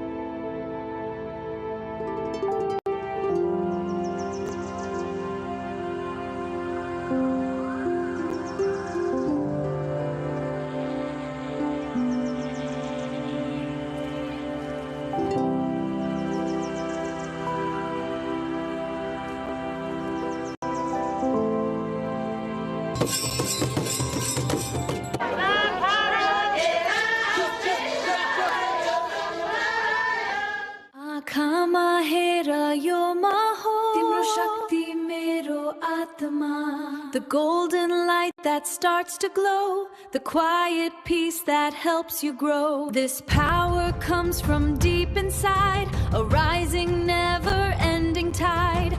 This is me, this is my soul. Ma, make my spirit whole. Not only the female perspective as a man, हामी आफैले चाहिँ आफ्नो त्यो एउटा चाहिँ त्यो एउटा चाहिँ म भन्ने शक्ति एउटा चाहिँ हामीले आफैले बुझेर त्यो मनन गरेर चाहिँ काम गर्नुपर्छ जस्तो लाग्छ. Her works more says about the inner emotions and psychological world of the woman through a lot of imagery and a symbol like a third eye. Pain has to support art, otherwise art is not seen and known by others. It feels like women are the universe and they are the ones who create, and without them this universe is empty. Look inside ourselves, and look inside our own id to see what we are and how we navigate in the world. नयाँ palette पनि आएको छ उहाँको, very light biscuit color जस्तैमा with very minimalistic lines. Ma has always been so close. Like this exhibition is also like a reflection for me. मनको दियोलाई चाहिँ बालिराख्नुपर्छ.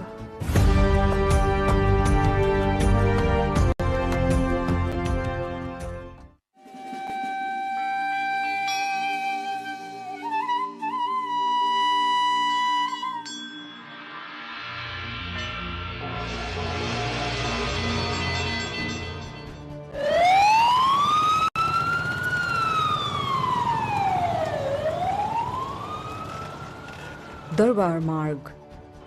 It is the pulse of our city, loud, fast, and constantly moving. But just a few steps away, behind these doors at 108 Art Gallery, the world changes. The noise of the street fades into a profound golden silence.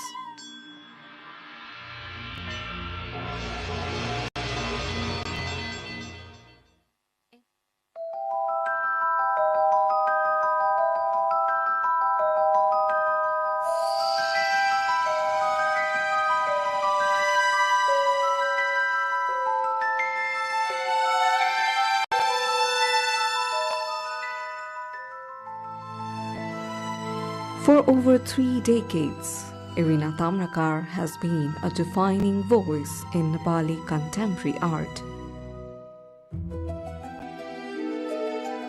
Known globally for her Third Eye series, she now pivots inward. Welcome to Creative Forum. Today we explore Ma, myself, that me within us.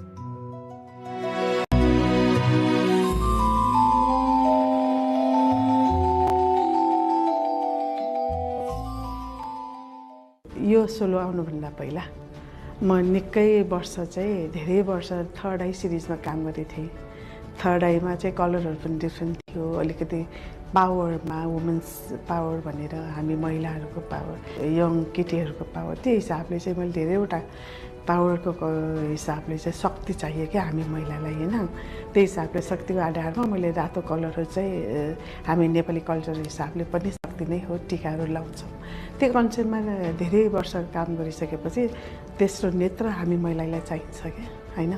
हामी एवेर हुनुपर्छ, समाजमा हामी fight गर्नुपर्छ, समाजमा हामी आफ्नो हिसाबले अघि बढ्न सक्नुपर्छ भन्ने कन्सेप्टले म अघि बढेको थिएँ। मैले त्यो कन्सेप्टमा पेन्टिङ गरेँ।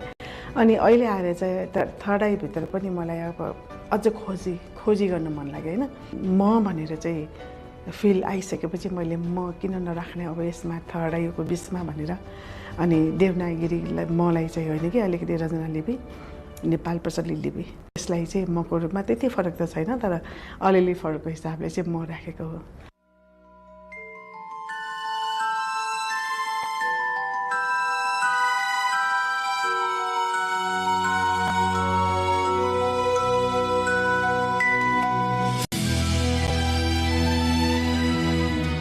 Well, I'm very impressed. That way I'm quite familiar with the art of Irina. She's been long familiar to me as an artist. Now, since she was struggling to establish herself, I knew her. Now, she's well established now. I feel very proud on her progress. In modern version of art, what is needed to explore, continuing to explore more and more. It must speak your mind. So that's what she's been doing for a long time. Whereas others do choose different motifs and different kinds of things for their expression, visual expression, smooth their impulses. But unlike others, Irina has chosen only one particular theme, one motif for a long time. That is a woman face. Maybe she's trying to see herself in a mirror. And this is very unique. Let me tell you very frankly, this is very unique. Now I thought, how could one explore on one particular motif for a long, long time? But she did well. So what we need in art is to continually express, to explore, then and get a diversity out of it. But she did it. And she's genuinely an artist. I feel like when I see the works, I feel like her works more says about the inner emotions and psychological world of the woman through a lot of imagery and a symbol like a third eye, and also through more about her very personal visual language. So I do see these things, and it's more about woman's resilience that I see in her works.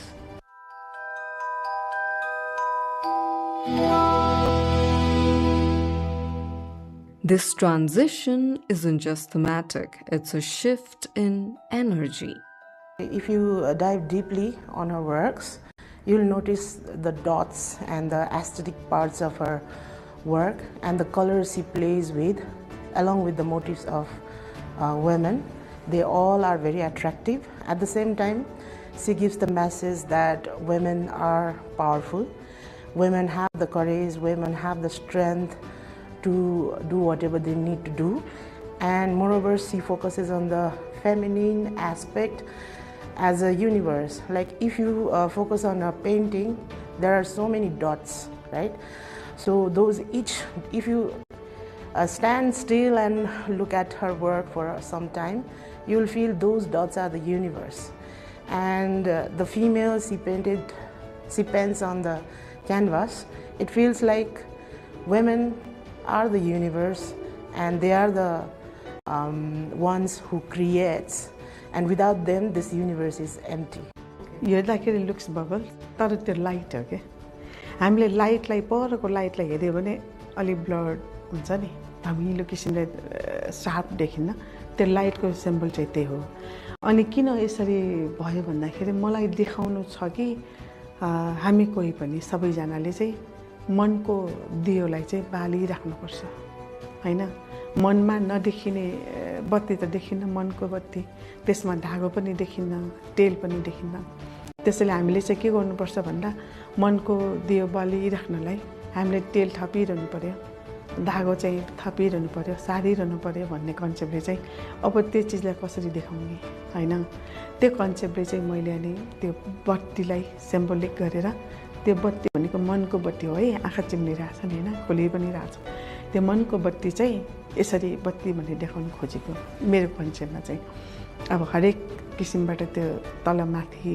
तल हैन उठेको जस्तो bubble colourful bubble जस्तो त्यो चाहिँ त्यसरी देखाउन खोजे अब ठ्याक्कै देखायो भने फेरि पेन्टिङमा टेक्निकली नमिल्न सक्छ नि त कसरी उज्यालो बनाउने भन्ने कुरा हुन्छ यो चाहिँ अलिकति फ्यान्टेसीसँग पनि कनेक्टेड गरिकन One painting that really struck me was a painting of Mother Earth, where Erina ji has portrayed Mother Earth in a form of a Nepali lady with the elements of earth, like fish, animals, forest, but we cannot see the actual eyes or the features of human feature, but it still gives the vibe of the earthy feeling that that the painting is trying to show.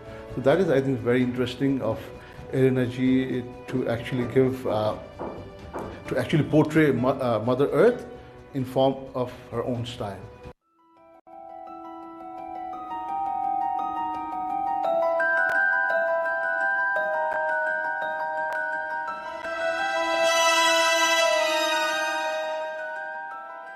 Erinaको Silhouettes in Time भन्ने exhibition भएको थियो Siddharth Art Gallery मा. It was a very successful show. This face that you see in this exhibition, त्यो चाहिँ नि त्यति समयको बेला चाहिँ नि first time emerge गरेको हो.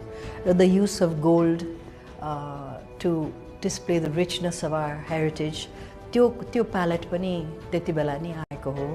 र त्यसपछिको exhibitionले मलाई लाग्छ एरिना कोरिया जान पनि सेलेक्ट भएको थियो.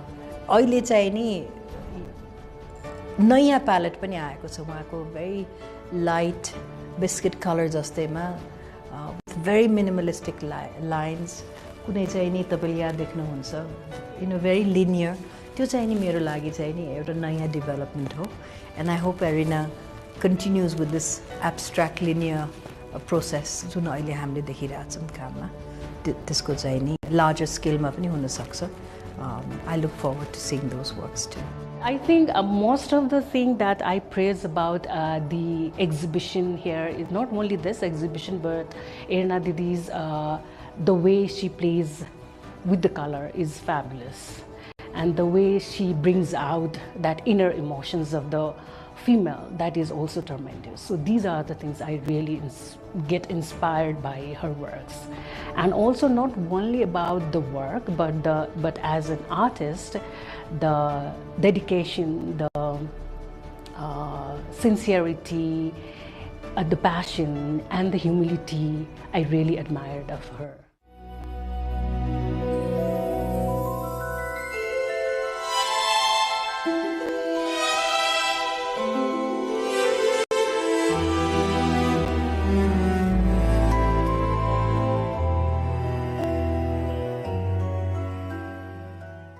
So more, it's a ego, right, or id.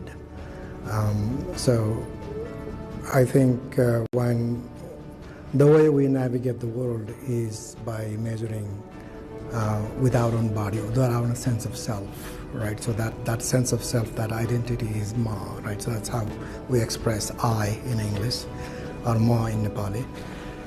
But when an individual say ma, that might be in relationship to what is happening at the immediate moment. But when an artist is talking, for example, Irina's work, I think she's talking more than just the sense of herself. She might be speaking to the nature of womanhood and the women's roles in the society. So it's when I look at this work, I think I see it as a collective ma, as a 50% of the population in the society, not just Irina. This is me, this is my soul. Ma, make my spirit whole.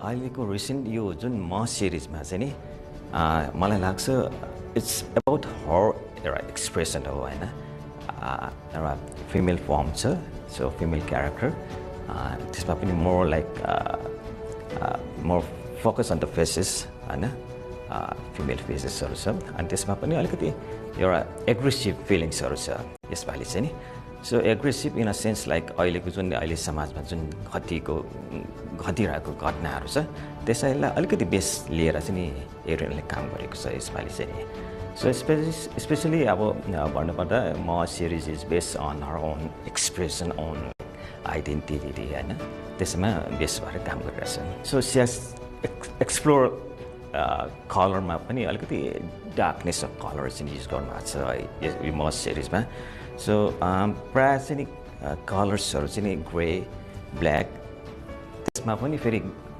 Golden colour चाहिँ mix गर्नुभएको छ that's a very strong colour चाहिँ मलाई लाग्छ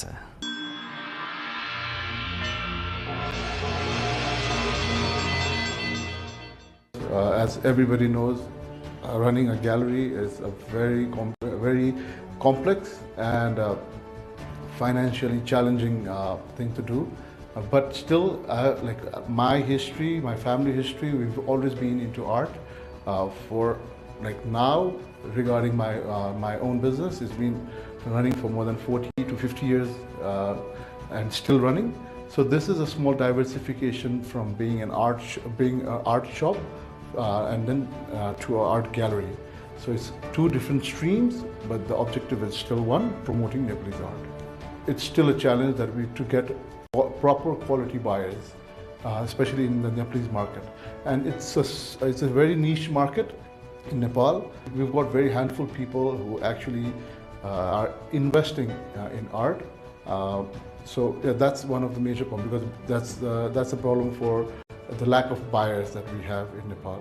Giving artists the space that they require to show their artwork.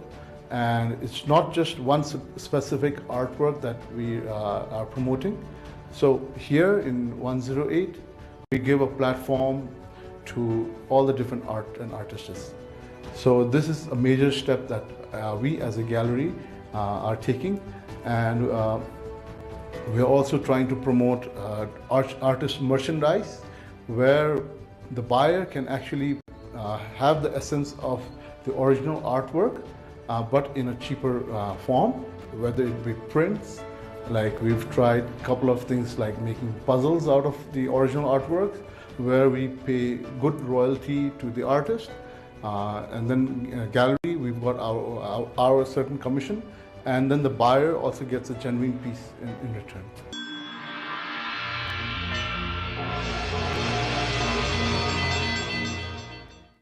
The only thing that will help to sustain one in this creative field of the creative world is continuation. You have to do continuously.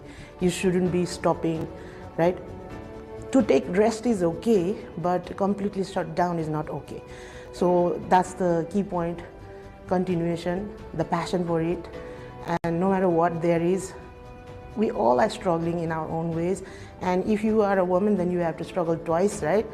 So continuation is the key for sustaining in this creative scenario. Yeah. Any creative field is very demanding, and a lot of time the investment in return is not immediate. So that's something I think both the parents and students or a young generation would have to think about. And they have to have a plan to support their creative practice until the creative practice can support them. And then look for opportunities not just in Nepal and also outside. Build network, be professional. When they commit to something, they should commit to that and show up, right? So I think the being professional and understanding and having a plan, not just one plan, but the plan one, plan A, plan B, plan C, would be helpful for them. But I think there are a lot more opportunity nowadays, and I wouldn't necessarily be pessimistic about it. But they have to be clear about what their goals are. But this me is also a response to the external world. Your contemporary समकालीन work is like this, हैन? किनभने हामीले एउटा बनाउँछौँ, तपाईले अर्कै fill गर्नुहुन्छ, अर्को व्यक्तिले अर्कै गर्नुहुन्छ। जसले हेर्नुहुन्छ उहाँहरूले आफ्नै किसिमले मनन गर्न पाउनु यो नै विशेष हो, स्पेसियालिटी भन्छ नि। हामी सबैले आफूलाई राम्रोसँग आफूभित्र मभित्रको मलाई एकचोटि मनन गरिकन राम्रोसित आफूलाई चिन्नु भयो भने, चिन्न पायो भने मेरै पेन्टिङको मेरै मबाट तपाईले पनि आफूलाई खोज्न देख्नुभयो भने मेरो त्यसमा चाहिँ तपाईले सोच्नुभयो भने मैले बनाएको मसँग कनेक्ट हुनुभयो जस्तो मलाई लाग्छ, कनेक्ट हुनुहुन्छ कि जस्तो नि मलाई लाग्छ र आफूलाई राम्रोसँग सजिलो किसिमबाट अघि बढ्न सक्छ जिन्दगीमा भन्ने जस्तो लाग्छ। त्यही खोज्नुस् भन्न चाहन्छु।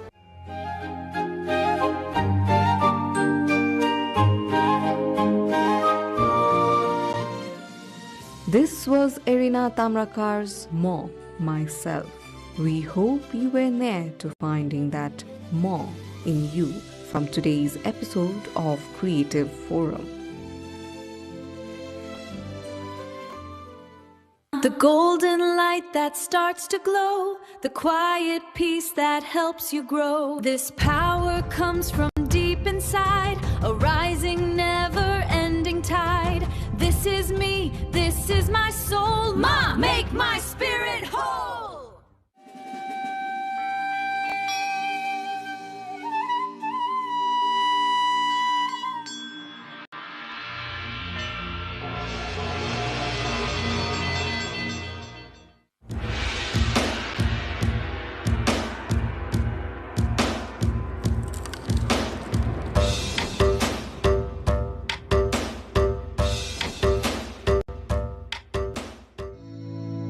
Intermittent playing hide and seek with the folk, enchanting one's heart with the sight of fully bloomed rhododendrons, and rejoicing in the lap of nature with the chirping of the birds. When you set foot in Sandakpur, you experience a wonderful feeling of heavenly bliss right here on earth. Due to the ever-changing weather and the snow-white mountains visible right in front of your eyes, Sandakpur constantly draws everyone's heart towards it.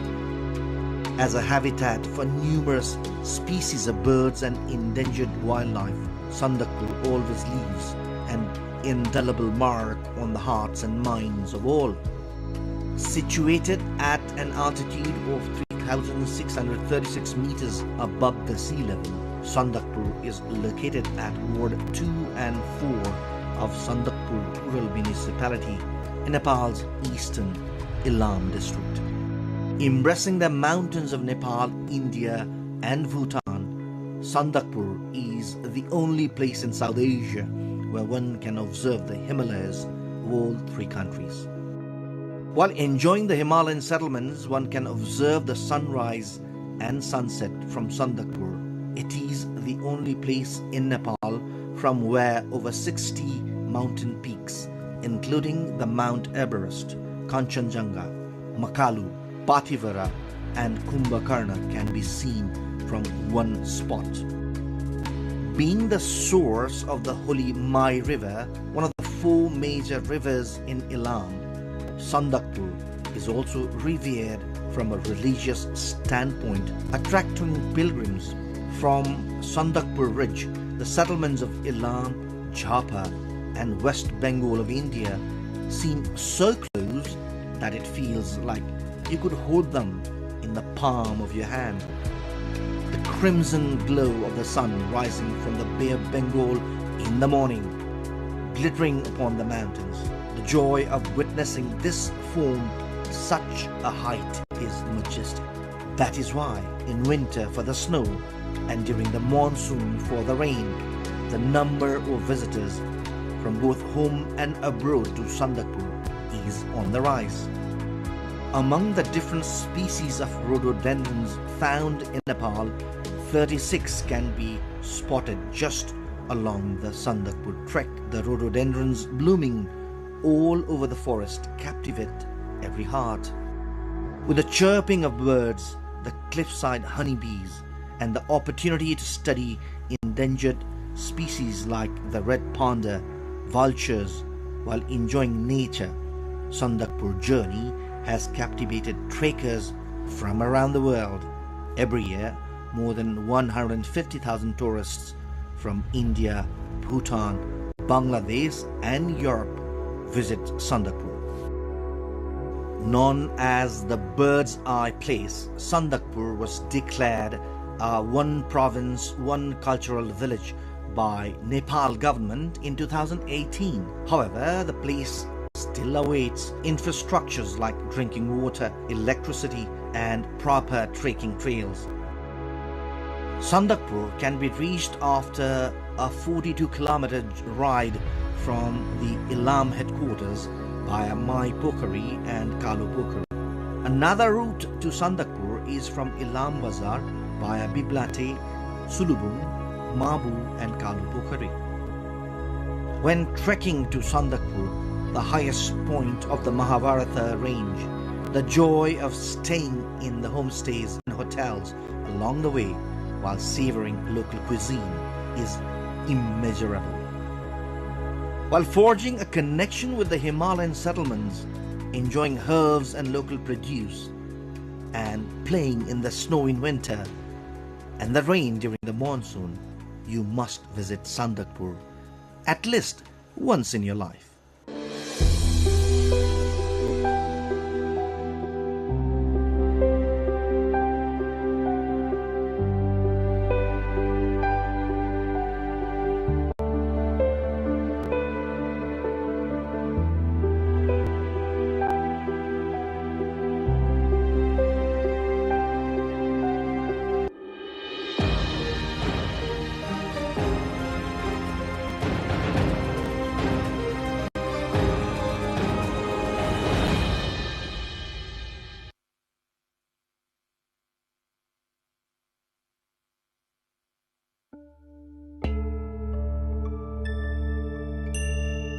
A reflection of biodiversity along with nature and culture.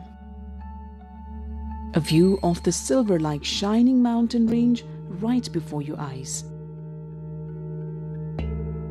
A chronicle of the rituals and traditions of Kirati people from creation to civilization and the present day.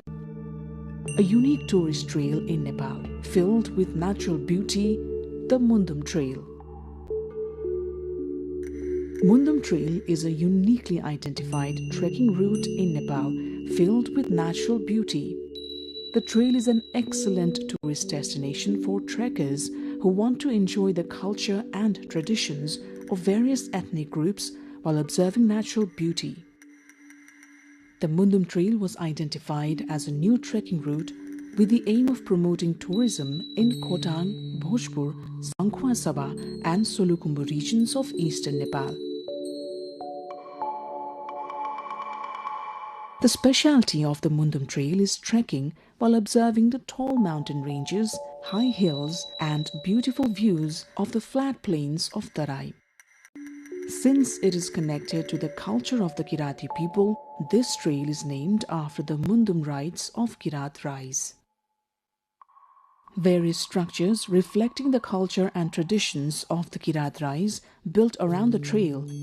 Large grassy meadows and yaks and sheep herds raised by local herdsmen highlight the speciality of the trek. Dishes reflecting the identity of ethnic groups like Kirat Rai, Sherpa, Tamang and others, local organic food produced by herdsmen, Various types of vegetation and precious herbs can be found during the Mundum trek. The trail is a total of 107 kilometers long. Both domestic and international visitors say the rivers originating from Mahabharat mountain range, forests covered in rhododendrons, rare and endangered wildlife and plants, and animal husbandry by hard-working farmers captivates their hearts. The Mundum Trail, where one can trek through the hills with the world's highest peak, Mount Everest, at its head, is a precious gift from nature.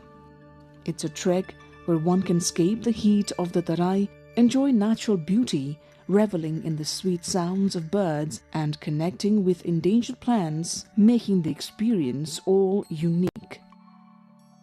As there is heavy snowfall in winter, the number of tourists trekking and playing in the snow along the Mundum Trail witnesses a surge every season.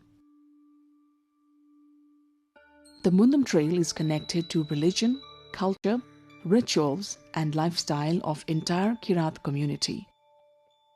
Mundum itself means the Kirat culture, rituals and the daily life of Kirati people or Kirat knowledge. And the concept of Mundum Trail is also about introducing the culture, lifestyle and history of the Kirati people to the world, familiarizing them with the community. The journey along the trail, which spreads through uphills and downhills, offers close-up views of more than 24 beautiful mountain ranges. That includes Nuptse, Everest, Lhotse, Makalu, Kanchenjunga and Kumbhakarna. They all delight every traveler.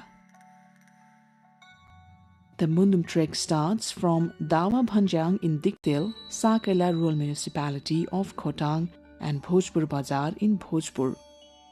Most tourists start their journey on this trail from Chakhewa Bhanjang in Temki Rural Municipality, Bhojpur. The trek starting from Chakhewa Bhanjang is a gift of biodiversity, culture and nature. The trail is also a tourist area listed among the 100 must-visit destinations selected by the government of Nepal. Temke Dada is an excellent tourist destination near the starting point of the Mundum Trail. It lies on the border of Bhojpur and Khotang. It is located at an altitude of about 3,032 meters above sea level and is a flat plateau on top of a single hill. The history of Temke Dada is also linked to Kirati civilization. Temke Dada is a habitat for various species of trees like jamb, rhododendron and chimal, as well as endangered wildlife such as red panda, ghorol and thar. Various places in Koshi province can be clearly seen from Temke Dada. From here, one can have a panoramic view of dozens of mountain ranges, including the world's highest peak, Mount Everest, Makalu, Kanchenjunga and Gauri Shankar. Apart from that, from Temke Dada, one can watch the sunrise and sunset.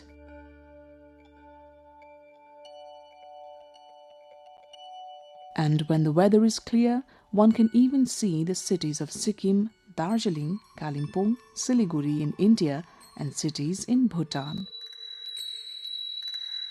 The Kirati people perform special worship on full moons of Baisakh. In this area, precious herbs, locally called Chiraito, Majito, Tulo Okhati, Pakhanbed, Nagbeli, Ban Karela, Muse Karela and Satua are found in abundance.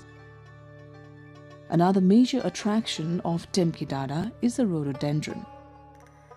During blooming season, the forest in this area becomes vibrant red with fully bloomed flowers. After a hike and exploration of Temke Hill, surrounded by beautiful nature, one reaches Dhotre Deorali in about 6 hours. During the journey to Dhotre, trekkers enjoy nature's embrace, marvel at various rock formations and relish the trek while connecting with the high hills. At Dhotre Deorali, there are arrangements for food and lodging for tourists. Leaving Dhotri and moving forward on the trek, various structures have been built targeting the culture and traditions of Kirati people to attract tourists. The Mundum Trail's construction began with a 35% investment from Koshi provincial government, 35% from Swiss government and 30% from the local government. Along this entire trail, rest stops, drinking water taps and stone platforms have been built for tourists.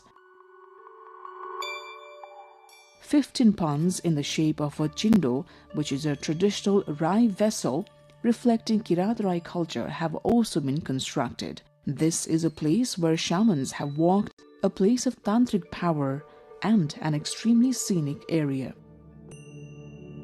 Mundum is the name of a Kirat scripture. The trail is named after this sacred name. This trail, which integrates various aspects of Kirati civilization, culture, history and life from Silichung to Mayung and then to Temke, and from Temke to Kualung and Tuachung, proceeds along the ridge of Mahabharat mountain range. Another special beauty of the Mundum Trail is Has Pokhari. Located at an altitude of 3,333 meters above sea level, Has Pokhari is a special destination that should not be missed during the trek. At the edge of Has Pokhari, a statue of Sumnima and Paruhang has been erected. According to Kirat Mundum, Sumnima and Paruhang are the creators of this universe.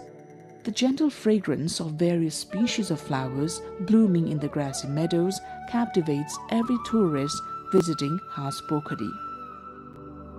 The rhododendrons that bloom in season in the Has Pokhari area make one feel like staying in the vicinity of the pond forever. During their journey to Has Pokhari, travelers can observe at least 16 species of rhododendrons that bloom during the spring season. Another important destination of the Mundum Trail is Mayung Dada. Located in Temke Mayung rural municipality of Bhojpur, Mayung Dada is a beautiful place with tourism potential. The journey to Mayung Dada, which is at an altitude of about 3,600 meters above sea level, takes place through the middle of a very smooth meadow. During this journey, any tourist with the melodious sound of music wishes to be immersed in the glory of beautiful nature, even if for a short while.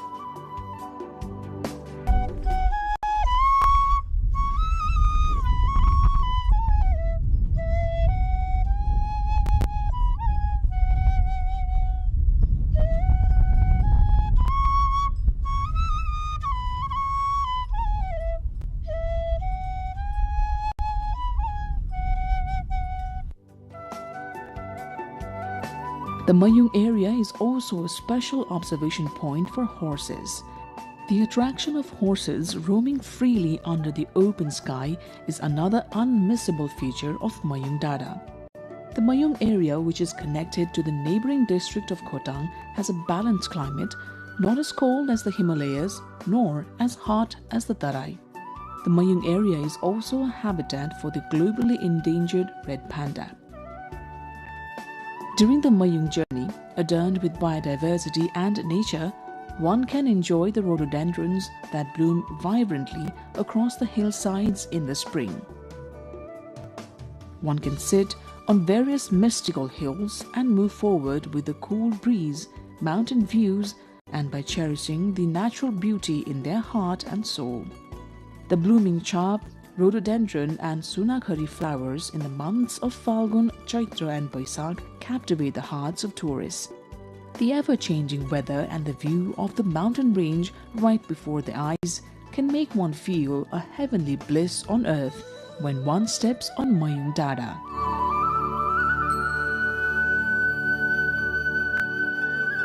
From Mayung Dada, most of the hilly districts of eastern Nepal as well as the high hill plains and villages of Nepal and India look as if they are in the palm of one's hand, making one want to keep watching. When the crimson rays of early morning sun touch the mountains on the other side, the joy of kissing the heights is immeasurable. From Mayung Dada, one can also view more than 24 beautiful Himalayan peaks. This includes Charpate, Mera Peak, Nuptse, Everest, Lhotse, Lhotse Sar, Makalu, Kanchenjunga and Kumbhakarna. Travelers say it's less tiring and also does not give one altitude sickness. The trail located in the Mayung region is considered excellent, given the Laliguras Trail of the TMJ region or the Tinjure, Milke, Jaljale area and the Khapta Trail of the west. On the Mundum Trek, after passing through Chakhewa Bhanjang, Mayung Dada, Has Pokhari, Satobato, Laure Bhir, Rawathap and Salpa Bhanjang, on the fourth day of the journey, one reaches the famous pilgrimage site Salpa Pokhari. Salpa Pokhari is situated at an altitude of 3,400 meters above sea level and is considered by the Kirati people as their ancestral place of origin. Kirati people hold a belief that one must visit Salpa Pokhari at least once in their lifetime. Hence, during Udholi and Ubholi full moons, many pilgrims visit Salpa Pokhari, a place filled with religious faith and natural beauty. Salpa Pokhari, known as the confluence of 4 districts, Khotang, Solukhumbu, Bhojpur and Sankhua Sabha, is a place of natural beauty. Salpa Pokhari is located in Dobhani village of Salpa Silichung rural municipality in Bhojpur. It can be reached via the Mundum Trail, passing through Dikdale in Khotang, Lal Kharkal and Mayung Dada. However, there are other routes to reach Salpa Pokhari as well. It is said that Tenzing Norgay Sherpa and Edmund Hillary used the route through Salpa Pokhari during their first ascent of Mount Everest. Salpa Pokhari is also a multi-religious center of faith, as apart from Kiratis, various ethnic groups, including Hindus and Buddhists, hold fairs at this place 4 times a year. There is a religious belief that people who are born unable to speak can start speaking after being dipped in the waters of this pond, and childless couples are blessed with children after visiting Salpa Pokhari.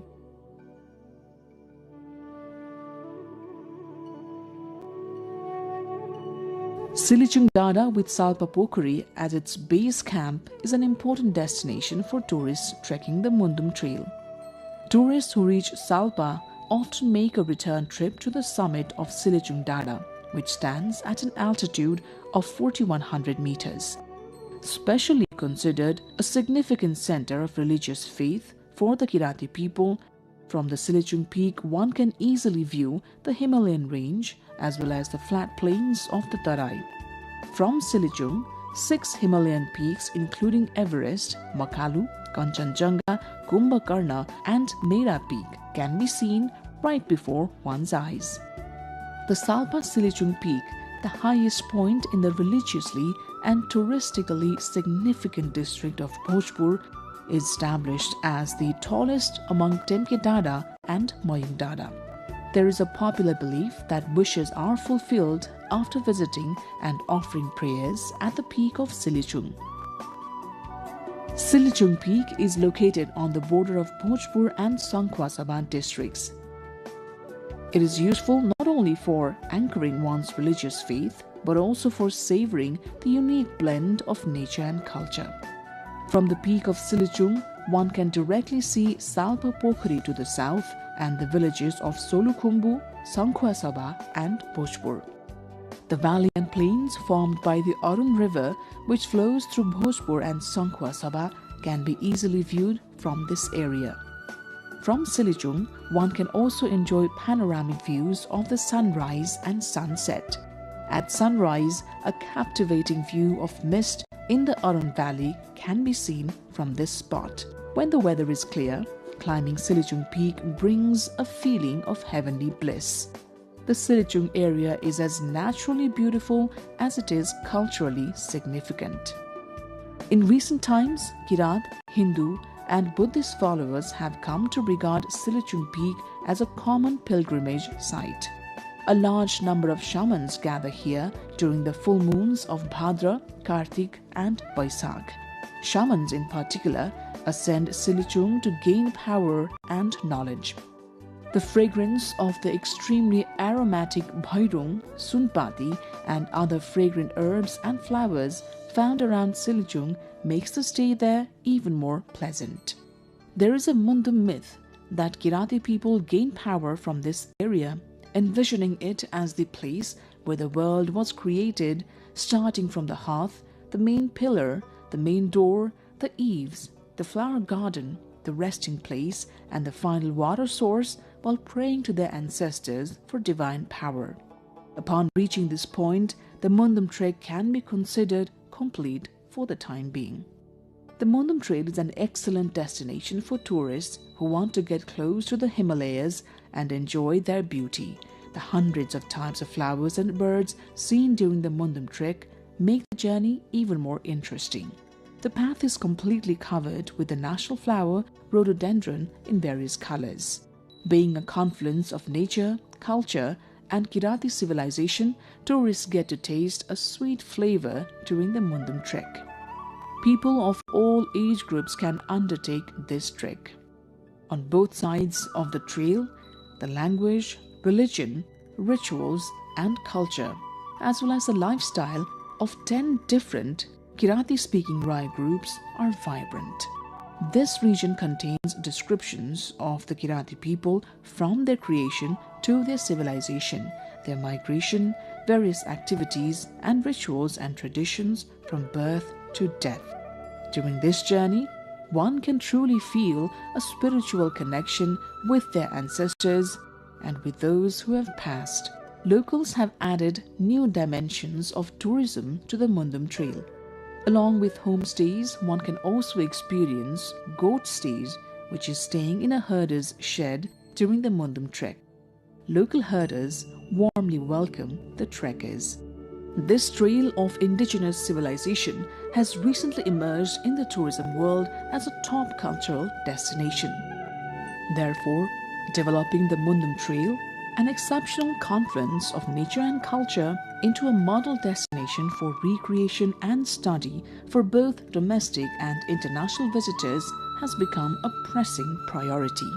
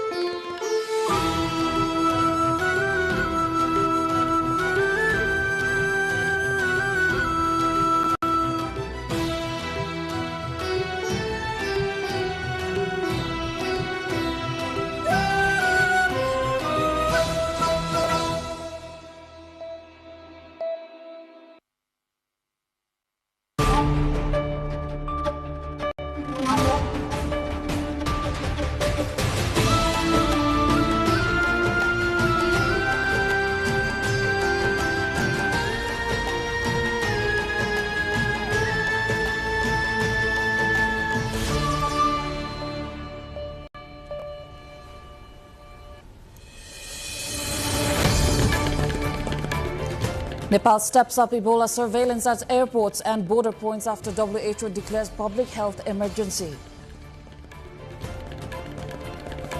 CPN-UML restores former President Bidya Devi Bhandari's party membership, clearing path for her return to active politics.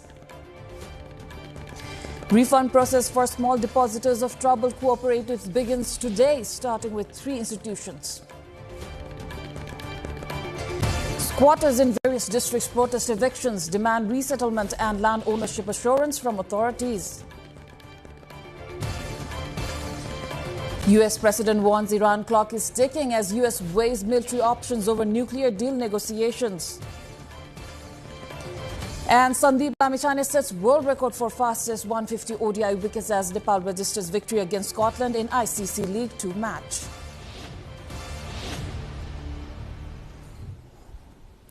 Good evening, I am April Singh Lama and this is NTV World News Hour. We're coming to you live from Kathmandu at 2200 hours. Now the news in detail. Following the declaration of a public health emergency by the World Health Organization due to Ebola outbreaks in parts of Africa, Nepal has stepped up surveillance and preparedness measures. The Ministry of Health and Population says enhanced monitoring has been enforced at Tribhuvan International Airport and other major entry points, with health workers instructed to remain on high alert. Officials have also urged caution, noting travel links between Nepal and Congo. Health Secretary Dr. Vikas Devkota said Nepal has not recorded any Ebola cases so far, but is taking precautionary steps in line with the global situation. Meanwhile, the Nepal Army confirmed that more than 900 peacekeepers are currently deployed in Congo, including in areas near reported infections. Military spokesperson Brigadier General Raja Ram Basnet said UN health protocols are being strictly followed, with quarantine measures in place for troops stationed in high-risk zones. Doctors emphasize that Ebola does not spread through air, but through direct contact with bodily fluids, making basic hygiene measures highly effective. The World Health Organization has declared the Ebola outbreak in Congo and Uganda a public health emergency of international concern. So far, 88 deaths have been reported, with over 300 suspected infections, according to health officials. The WHO says the outbreaks has not yet reached pandemic level, but warns of rising risk of international spread. Cases have also been confirmed in Kinshasa and Goma, while countries have been urged not to impose border closures and to strengthen health surveillance instead. Now, former President and former Vice President of CPN-UML, Bidya Devi Bhandari, has formally regained her party membership in the CPN-UML. The decision to reactivate her membership, which had been suspended after she assumed the presidency, was taken in a secretariat meeting held today at the private residence of party chair KP Sharma Oli in Gundu, Bhaktapur, according to UML Vice General Secretary Lekh Raj Bhatt. With the restoration of her membership, Bhandari's formal return to active party politics has now been opened. पूर्व राष्ट्रपतिको सदस्यता दिने निर्णय भएको छ। उहाँ सदस्यता खुलेपछि नेतृत्व भन्ने कुरो त भोलिको प्रश्न हो। उहाँ कहाँ बस्ने, कता गर्ने पार्टीले चाहिँ भोलि निर्णय गर्ला। Earlier, her membership renewal had not been carried out amid inter-party developments related to leadership dynamics. The meeting also discussed party ranking issues, election reviews, and the government's performance. The process of refunding deposits to victims of troubled cooperatives under a relief initiative led by the Problematic Cooperative Management Committee has formally begun. In the first phase, depositors with balances of up to 10,000 Nepali rupees will receive their money back, with priority given to small savers affected by institutions such as Siva Sikhar Cooperative and Kantipur Cooperative. Officials say the process will be carried out in stages, gradually expanding to other depositors based on defined limits and available resources. The committee has also stated that all affected savers will receive at least partial repayments over time. Authorities have begun collecting necessary documents from claimants and have urged depositors to contact the office with required paperwork. A revised service schedule has also been introduced to manage crowds and streamline operations. Meanwhile, the committee has warned of stricter loan recovery measures, including monitoring of borrowers, guarantors and managers, along with possible account freezes and service restrictions for non-compliance. In other news, tension over land and housing rights has escalated across multiple districts of Nepal as squatters and landless families continue to protest against eviction drives and demand alternative settlement arrangements. In western Nepal's Butol authorities' use of heavy machinery to clear settlements has triggered protests, with demonstrators alleging forced demolitions without proper resettlement. The situation comes amid a wider land ownership crisis in Rupandehi, where tens of thousands of families are still awaiting official land certificates, while confusion has deepened following the dissolution of the Land Problem Resolution Commission. In Dang's Lomahi, the Land Rights Forum has urged local authorities to halt forced evictions of squatters and freed Kamayas without ensuring alternative housing. The group has warned that such actions violate constitutional guarantees of dignity, equality and safe shelter, while also calling for faster distribution of land ownership certificates. Meanwhile, in Morang, protests have intensified in Biratnagar, where demonstrators staged a rally and sit-in outside the district administration office, calling for an end to what they describe as bulldozer terror and demanding proper resettlement before any eviction. Across all three districts, affected communities are urging authorities to address long-standing landlessness through dialogue and sustainable housing solutions rather than forced removals. Now, U.S. President Donald Trump has warned that the clock is ticking for Iran, threatening again that the country would be left with nothing if its leadership failed to act quickly. Trump stated on Truth Social that Iran should act quickly and urging them to move fast. Earlier Sunday, Trump spoke by phone with Israeli Prime Minister Benjamin Netanyahu about Iran as the White House weighs options for renewed military action against Tehran, according to multiple media reports. Trump is expected to meet with his national security team at the White House on Tuesday to discuss military options. In an interview on Sunday, Trump said he still believes Iran is willing to reach an agreement and expects Iran to submit an updated proposal in the coming days. Trump refused to disclose the deadline for the negotiations, but said that the United States would take more severe military operation if Iran did not meet U.S. demands regarding its nuclear program. Iran's top security body announced today the formation of a new body to manage the Strait of Hormuz, which Tehran has effectively closed and wants to charge ships to traverse. Meanwhile, Iran's foreign ministry spokesperson says talks are ongoing with the U.S. through Pakistan as the mediator. He said Iran had responded to a new U.S. proposal aimed at ending the war, adding that exchanges were continuing despite Iranian media reports describing Washington's demands as excessive. روند گفتگوها و مذاکرات یک روند ادامه‌دار هست، مقطعی نیست. شاید این نکته رو لازم باشه خدمتتون عرض بکنم. ما بعد از اینکه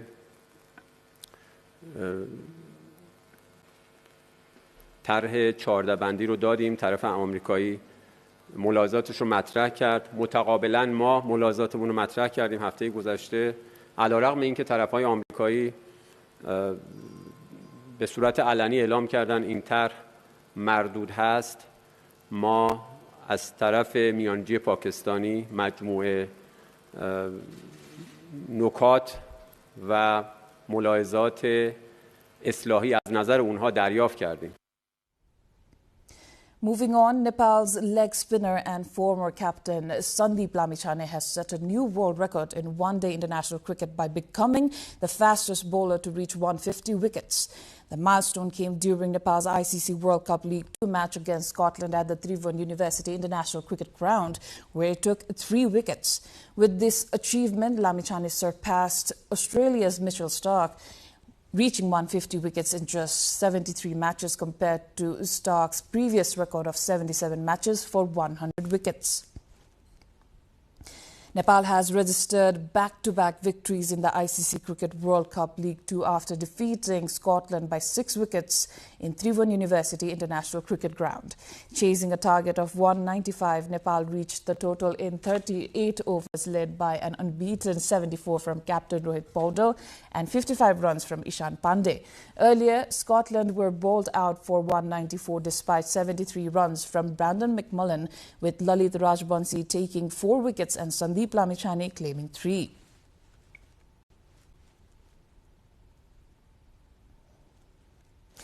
Now, the parliament debates Nepal's next national budget, whereas lawmakers are demanding jobs, infrastructure and economic priorities. However, experts warn that real challenge remains turning promises into delivery. We'll delve more into this after a short break.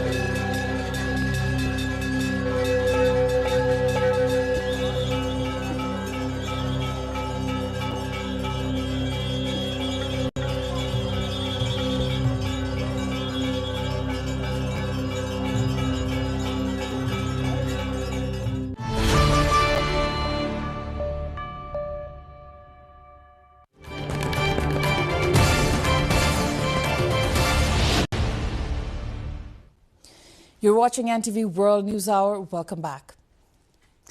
The House of Representatives has begun discussions on the principles and priorities of the government's appropriation bill ahead of the national budget for the next fiscal year.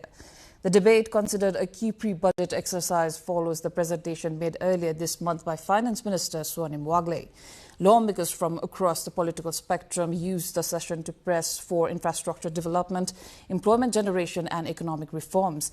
Members of the Rashtriya Swatantra Party called for priority funding for the Siddhartha Highway linking Gandaki and Lumbini provinces, while lawmakers from the Nepali Congress urged stronger coordination between federal, provincial and local governments to avoid duplication and improve job creation.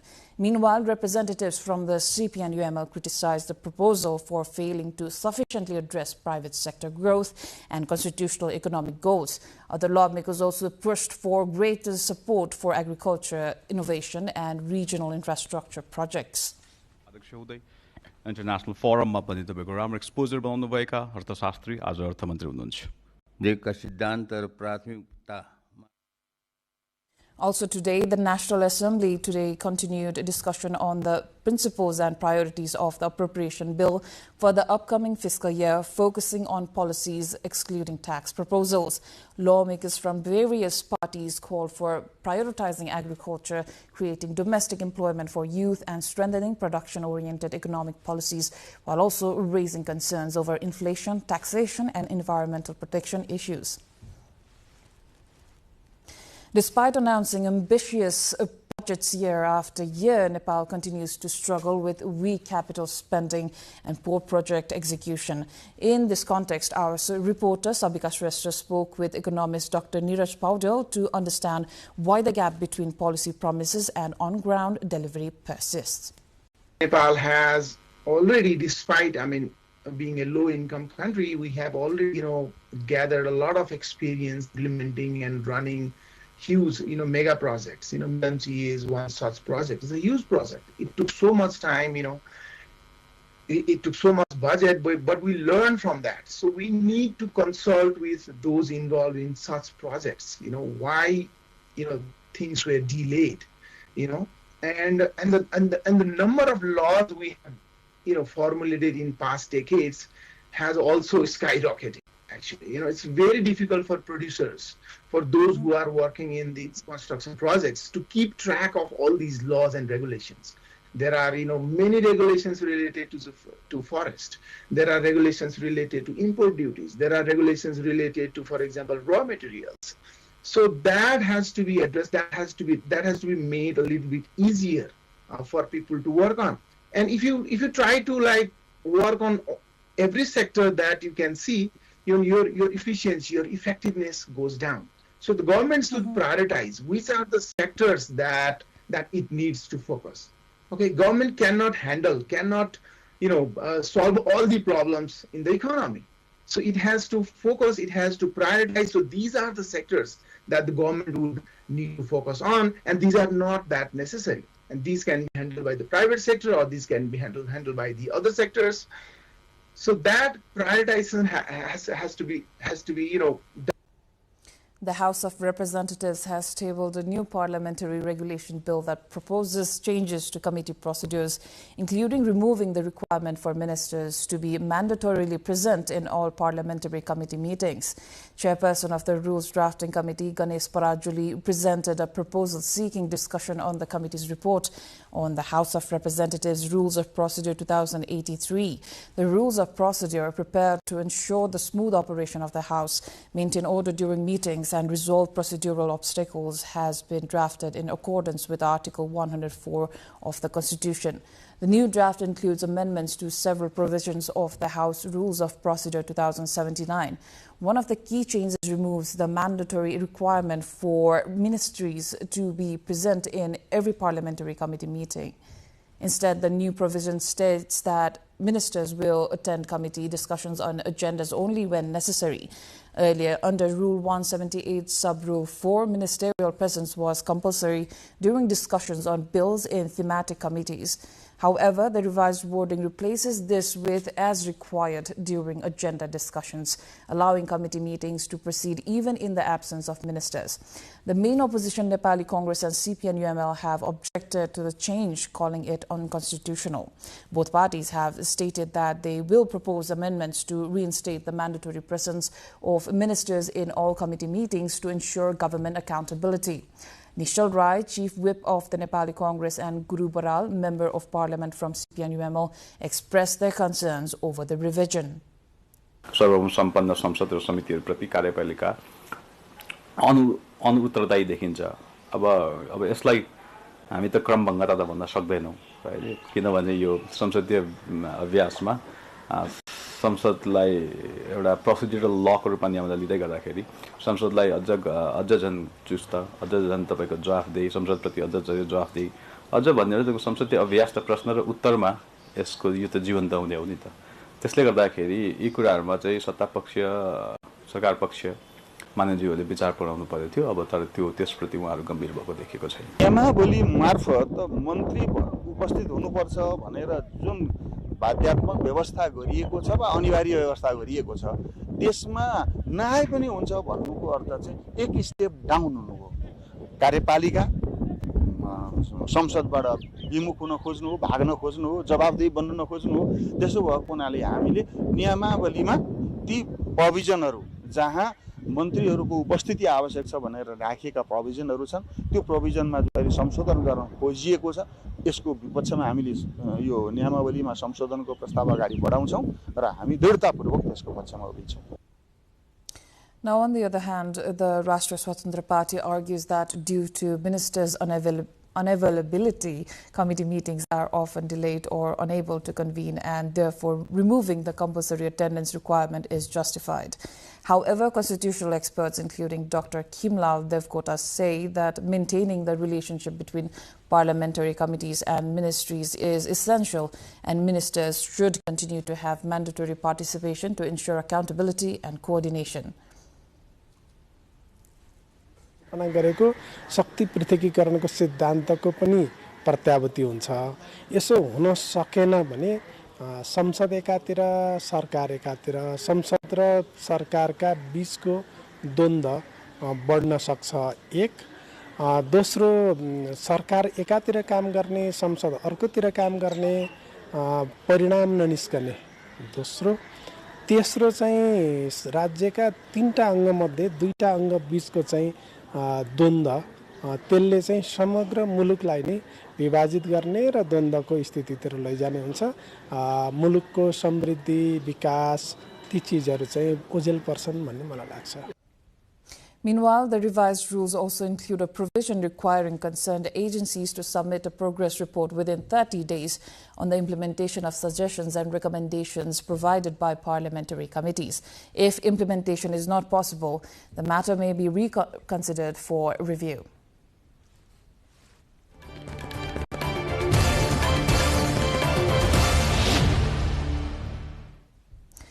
At Singha Darbar, it's not just about policies changing. Even the nameplates are coming down as Nepal begins its big ministry merger experiment. More details on this in our cover story segment after a short breather.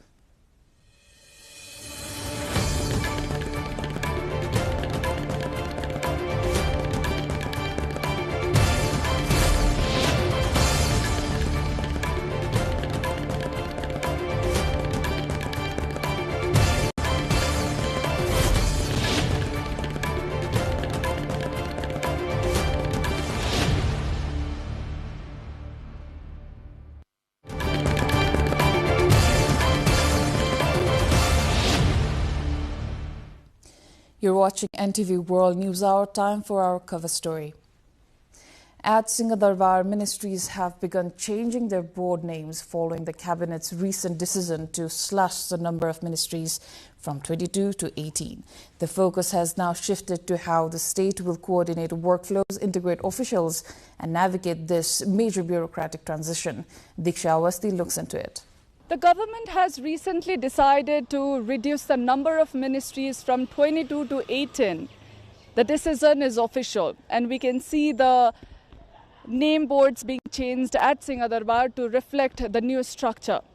But the real transition unfolds now. After the decision, how will the government reshuffle and reintegrate the officials working in the ministries and departments? And how will the workflow and coordination go after the official decision? With the aim of making government services more efficient and reducing expenditure, the government carried out a structural overhaul by downsizing ministries. Now it has unfolded a transitioning task of restructuring the entire administrative system. To make this transition official, the government has introduced the Work Division Regulations 2083, a framework that redistributes responsibilities of merged and dissolved ministries. In simple terms, it decides which ministry will now handle which work. But beyond paperwork, the challenge now is managing people and systems. From shifting employees and departments to integrating ministry websites, records, and internal digital systems, the government is now working on a full administrative adjustment. To managing this transition, a joint team of officials has started preparing an organization and management survey, also known as the O&M survey. The report of this survey will determine how many employees are actually needed, how departments will be divided, and how the new structure will function. Alongside this, restructuring is also expected to create new technical responsibilities, requiring employees to undergo training related to IT systems, including ministry websites and internal software management. सबभन्दा पहिले गर्नुपर्ने चाहिँ संगठन तथा व्यवस्थापन सर्वेक्षणको काम हो। त्यो विषयमा मन्त्रालयले आन्तरिक रूपमा तयारी गरिरहेको छ। संगठन तथा व्यवस्थापन परीक्षणको प्रतिवेदन तयार हुन्छ। त्यो प्रतिवेदनले नि कुन वर्गको कुन तहको कुन श्रेणीको कर्मचारी रहने हैन कुन शाखा महाशाखाहरू रहने हैन भन्ने विषयहरू निर्धारण गर्छ। Officials admit that downsizing the ministries could create surplus manpower, but employees will not be removed immediately. Instead, surplus staffs will gradually be adjusted into vacant positions in other government agencies. The government also plans to slow down new recruitments for some time and prioritize adjusting existing employees first. कतिपय कर्मचारीहरू हैन चाहिँ त्यो बढी हुने फाजिलमा पर्ने पनि हुन सक्छ। त्यसको लागि चाहिँ हामीले रिक्त भएका पदहरूमा अन्य निकायहरूमा त्यसलाई क्रमशः हामी मिलान गर्दै जाने र त्यसको लागि हुन सक्छ केही समयलाई हामीले पदपूर्ति नियमित रूपमा हुने पदपूर्तिलाई पनि होल्ड गर्नुपर्ने पनि हुन सक्छ। Experts, however, say the success of this restructuring will depend not only on merging ministries but also on how efficiently the government manages staff, technology and public service delivery in the coming months. Diksha Awasthi with camera person Rasila Shrestha reporting for NTV World. Now, with the government moving ahead with its decision to remove the number of ministries, we went out to the public to gauge how people view the restructuring, its potential impact on service delivery. Here's what they had to say.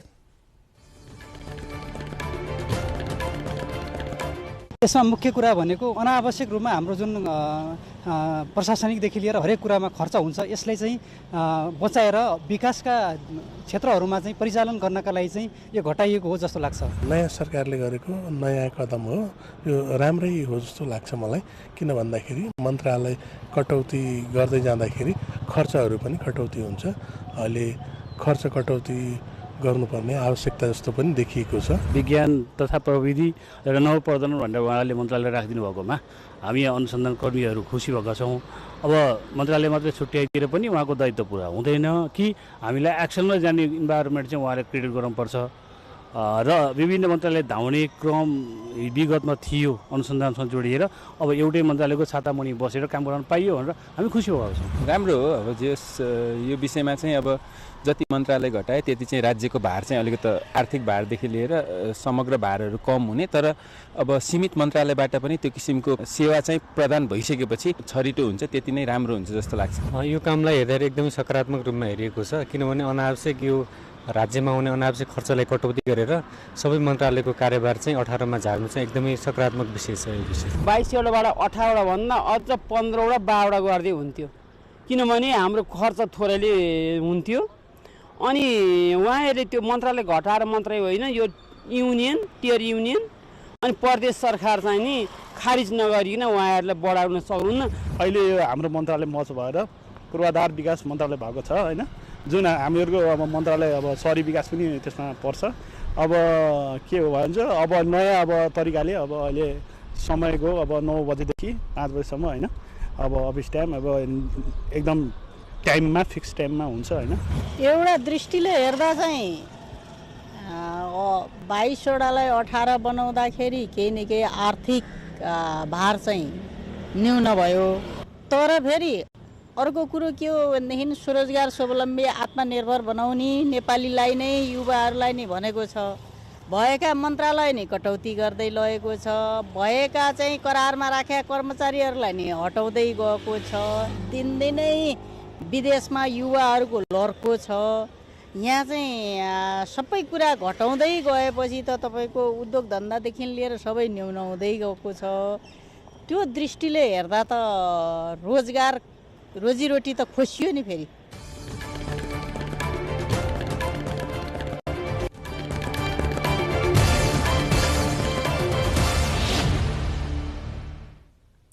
In other news, Ministry of Foreign Affairs has stated that diplomatic efforts are ongoing to ensure a fair trial for Nepali citizen Amrit Jha, who remains in custody in Bandar Abbas, Iran. In a statement issued today, the ministry clarified that Jha was arrested in Kish Island on charges related to alleged illegal smuggling and is currently in pre-trial detention, with his case under consideration in an Iranian court.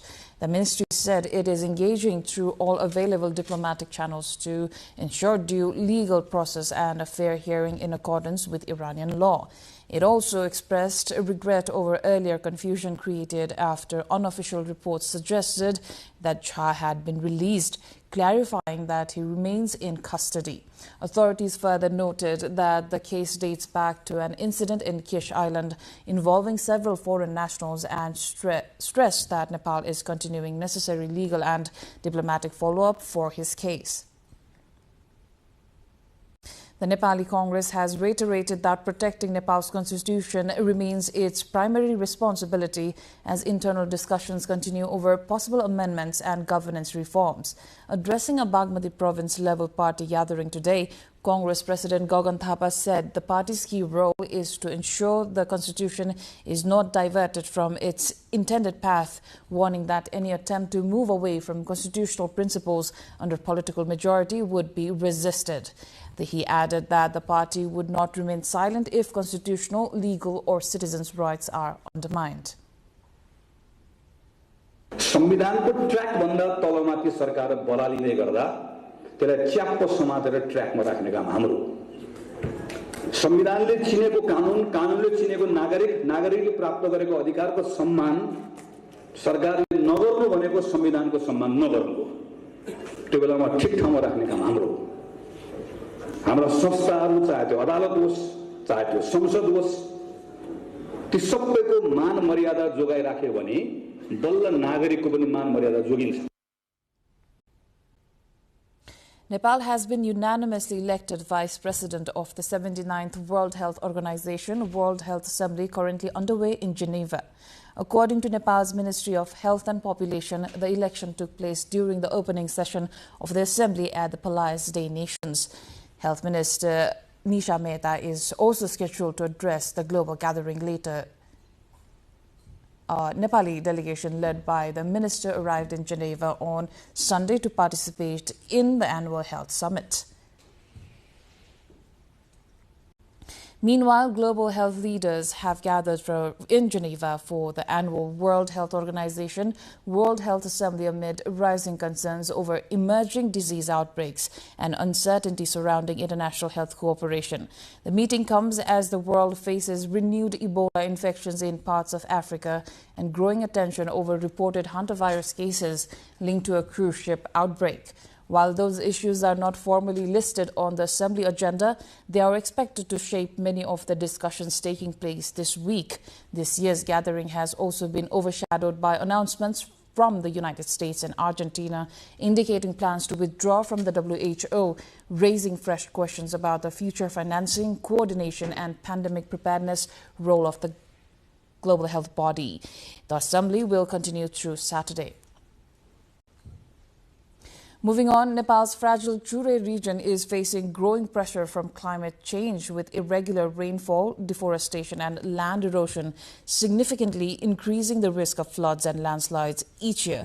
To address these challenges, the Chure Conservation and Resilience Project has been accelerating its protection-focused interventions across Koshi Province, Madhya Province and Bagmati Province.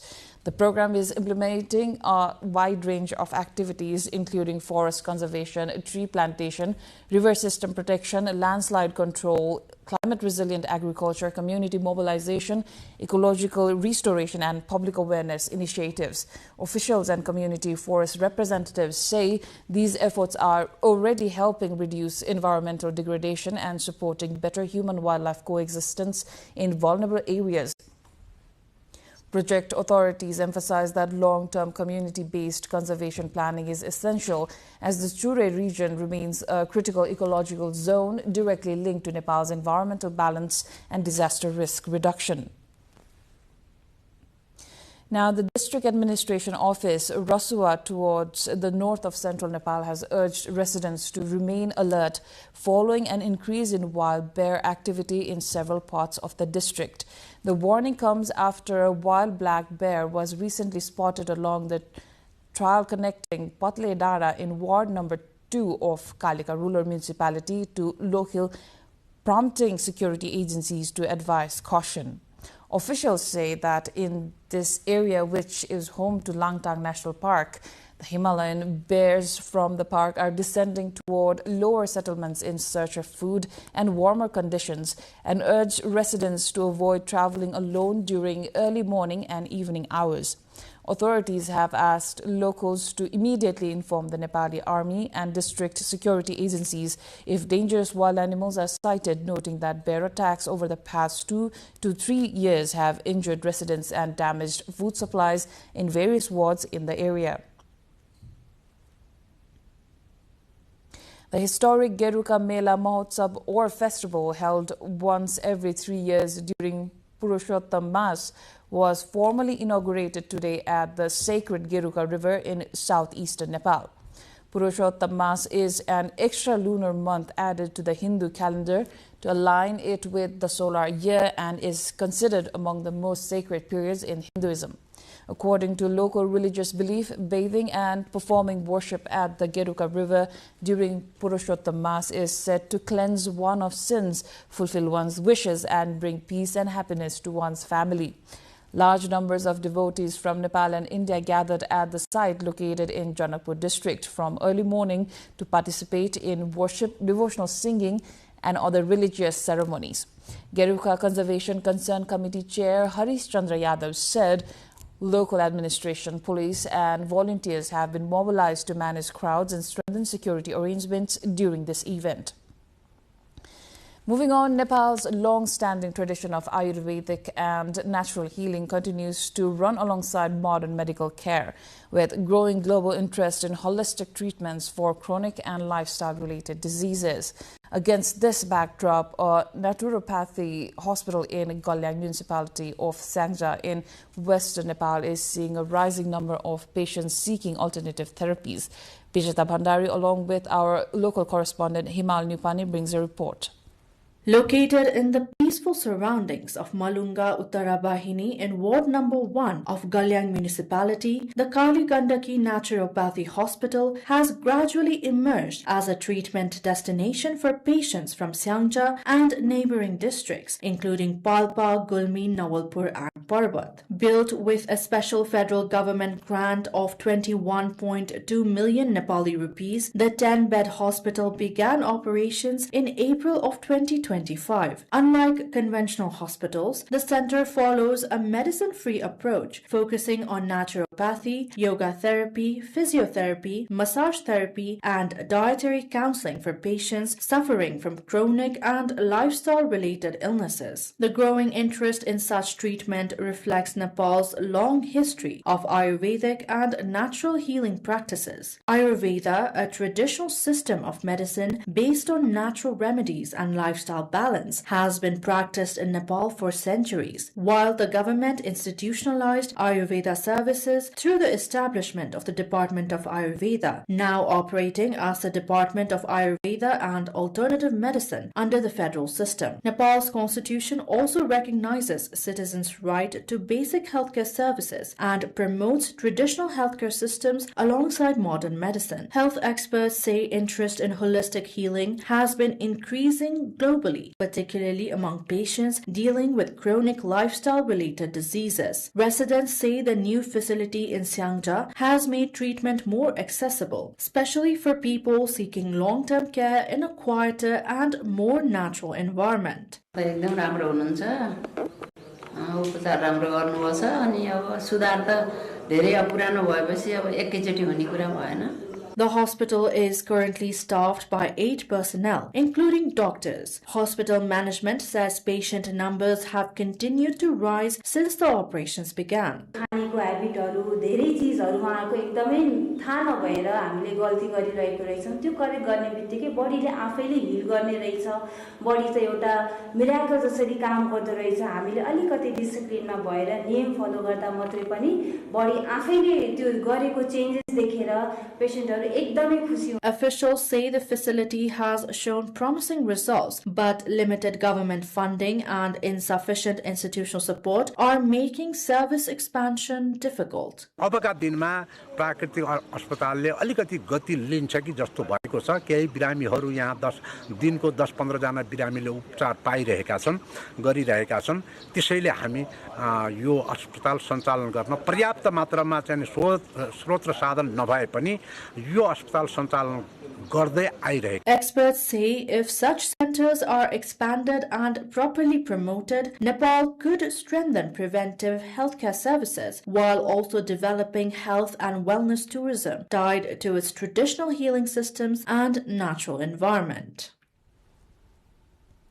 Now time to look into the international update, but before that, a quick recap of the headlines. Nepal steps up Ebola surveillance at airports and border points after WHO declares public health emergency. CPN-UML restores former President Bidya Devi Bhandari's party membership, clearing path for her return to active politics. Refund process for small depositors of troubled cooperatives begin from today, starting with 3 institutions. Squatters in various districts protest evictions, demand resettlement and land ownership assurance from authorities. U.S. President warns Iran clock is ticking as U.S. weighs military options over nuclear deal negotiations. And Sandeep Lamichhane sets world record for fastest 150 ODI wickets as Nepal registers victory against Scotland in ICC League 2 match.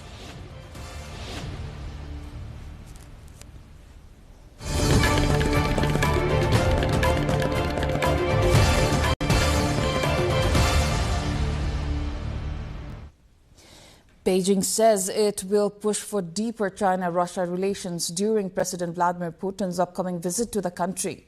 Putin is set to travel to China on May 19 for a 2-day visit. Foreign Ministry spokesperson Guo Jiakun in a press briefing said the two sides will inject greater stability and positive energy into the world. 这将是普京总统第25次到访中国。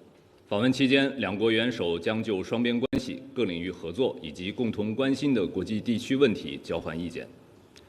近年来，在习近平主席和普京总统战略引领下，中俄新时代全面战略协作伙伴关系健康、稳定、深入发展，各领域合作不断拓展，为两国和两国人民带来实实在在的利益，也为维护全球战略稳定和国际公平正义做出重要贡献。Oil prices jumped while world shares mostly retreated today in Asia after U.S. President Donald Trump warned Iran the clock is ticking as talks to bring the war to an end have stalled. The global benchmark Brent crude was 1.7% higher at $111.13 US, while U.S. traded oil was up by 2.1% at $107.62 US. Energy markets have been on a wild ride after Iran effectively closed the key Strait of Hormuz waterway in retaliation for U.S. and Israeli strikes on the country, which started on 28th of February. U.S. futures fell and markets in Japan and South Korea pulled back from their records. In early European trading, Britain's FTSE 100 edged up 0.1% to 10,205.31. Nigeria and the United States have carried out fresh strikes against Islamic State militants in northeast Nigeria, the U.S. military said on Monday, with the Nigerian army saying at least 20 militants were killed. The strikes were conducted on Sunday, U.S. Africa Command AFRICOM said in a statement.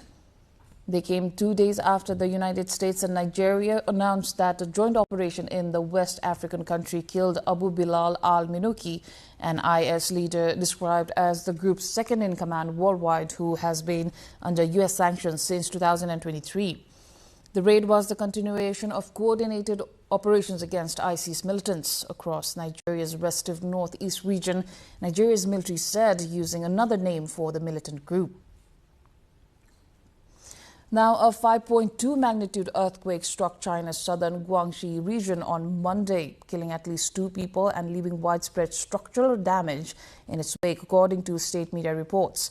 The tremor hit Liuzhou city at 12:21 a.m. local time, triggering the collapse of 13 buildings and causing panic among residents in the early hours of the morning. Rescue operations were immediately launched as emergency teams searched through rubble for survivors, with officials confirming that 1 person remained missing as of Monday morning. Authorities have since begun assessing damage across affected areas while relief efforts are underway to provide temporary shelter and medical assistance to those displaced by the quake.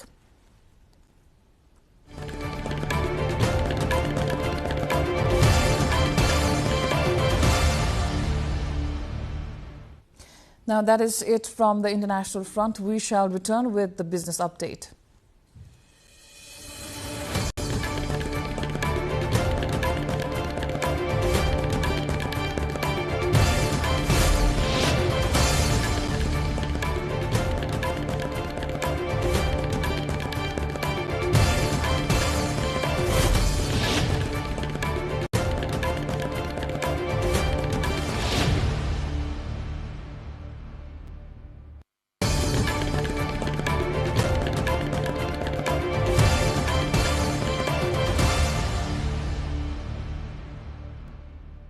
G7 finance ministers and central bank governors have arrived in Paris for a 2-day meeting focused on coordinating responses to the economic fallout from the Middle East conflict and reducing Western dependence on China for critical minerals vital to high-tech and energy industries. The talks are expected to center on supply chain security, energy market stability, inflation risks, and joint strategies to diversify access to rare earths and strategic resources amid rising geopolitical tensions. Officials are also set to explore joint strategies to secure alternative sources of rare earths and other strategic minerals essential for clean energy technologies, semiconductors, and defense industries, amid rising competition with Beijing over control of key resources. The meeting is also expected to test unity within the G7 as member states weigh different economic priorities and levels of exposure to global supply chain risks.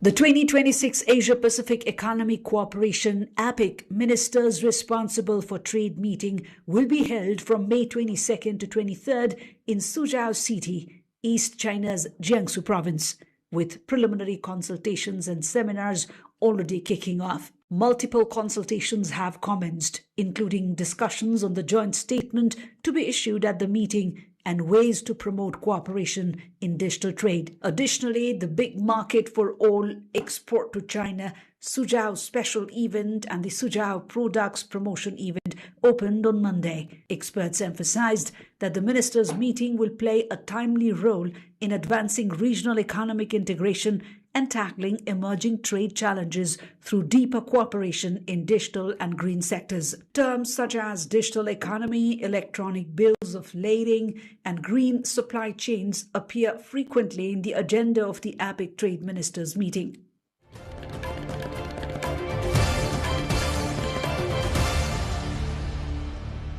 Swedish Prime Minister Ulf Kristersson has announced a strategic partnership with India following his meeting with Prime Minister Narendra Modi in Gothenburg, aimed at significantly deepening bilateral economic and investment ties.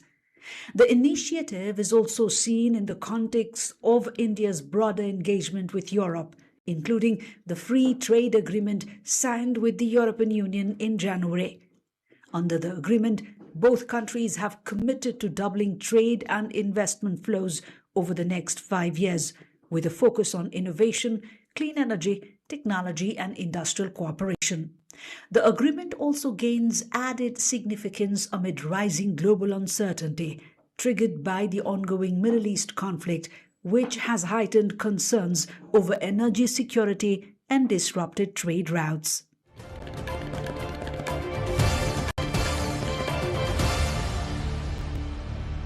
After 8 years of friction with the White House, a global pandemic, and a fight with the high inflation, the U.S. Federal Reserve begins a new era with former Governor Kevin Warsh soon to be sworn in as chair.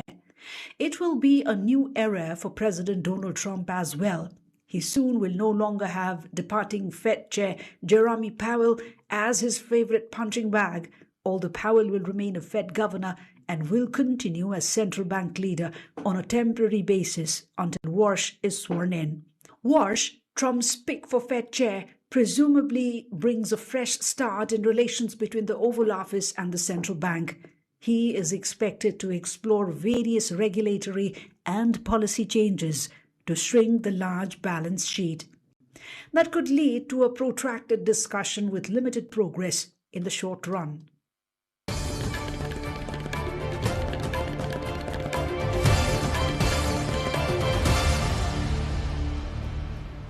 Time for the sports update.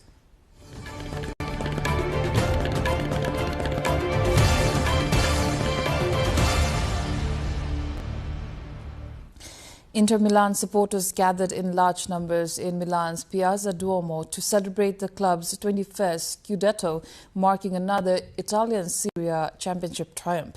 The celebrations followed a 1-1 draw against Verona, a result that was enough to secure the title and spark widespread jubilation across the city.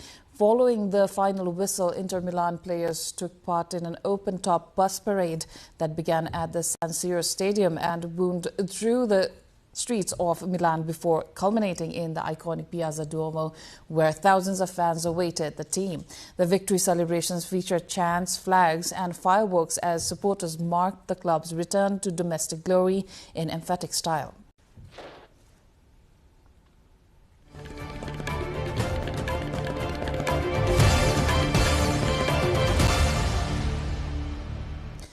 Now the weather updates, first from Nepal and then across the world.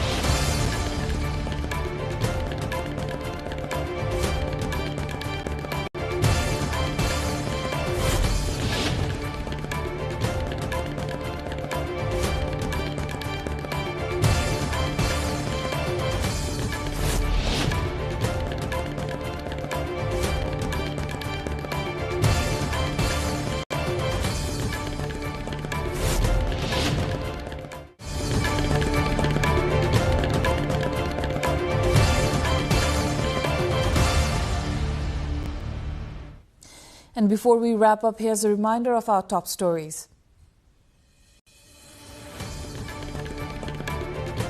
Nepal steps up Ebola surveillance at airports and border points after WHO declares public health emergency.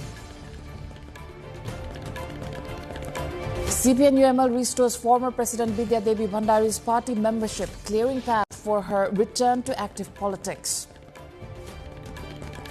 Refund process for small depositors of troubled cooperatives begins today, starting with 3 institutions.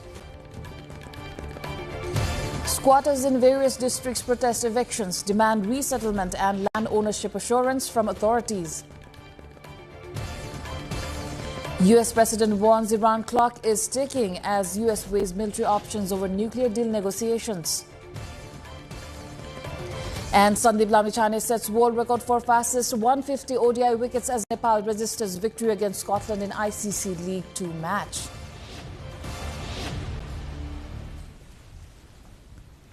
That is it for the moment. Do join us in our official website www.nepaltelevision.com for more information and news.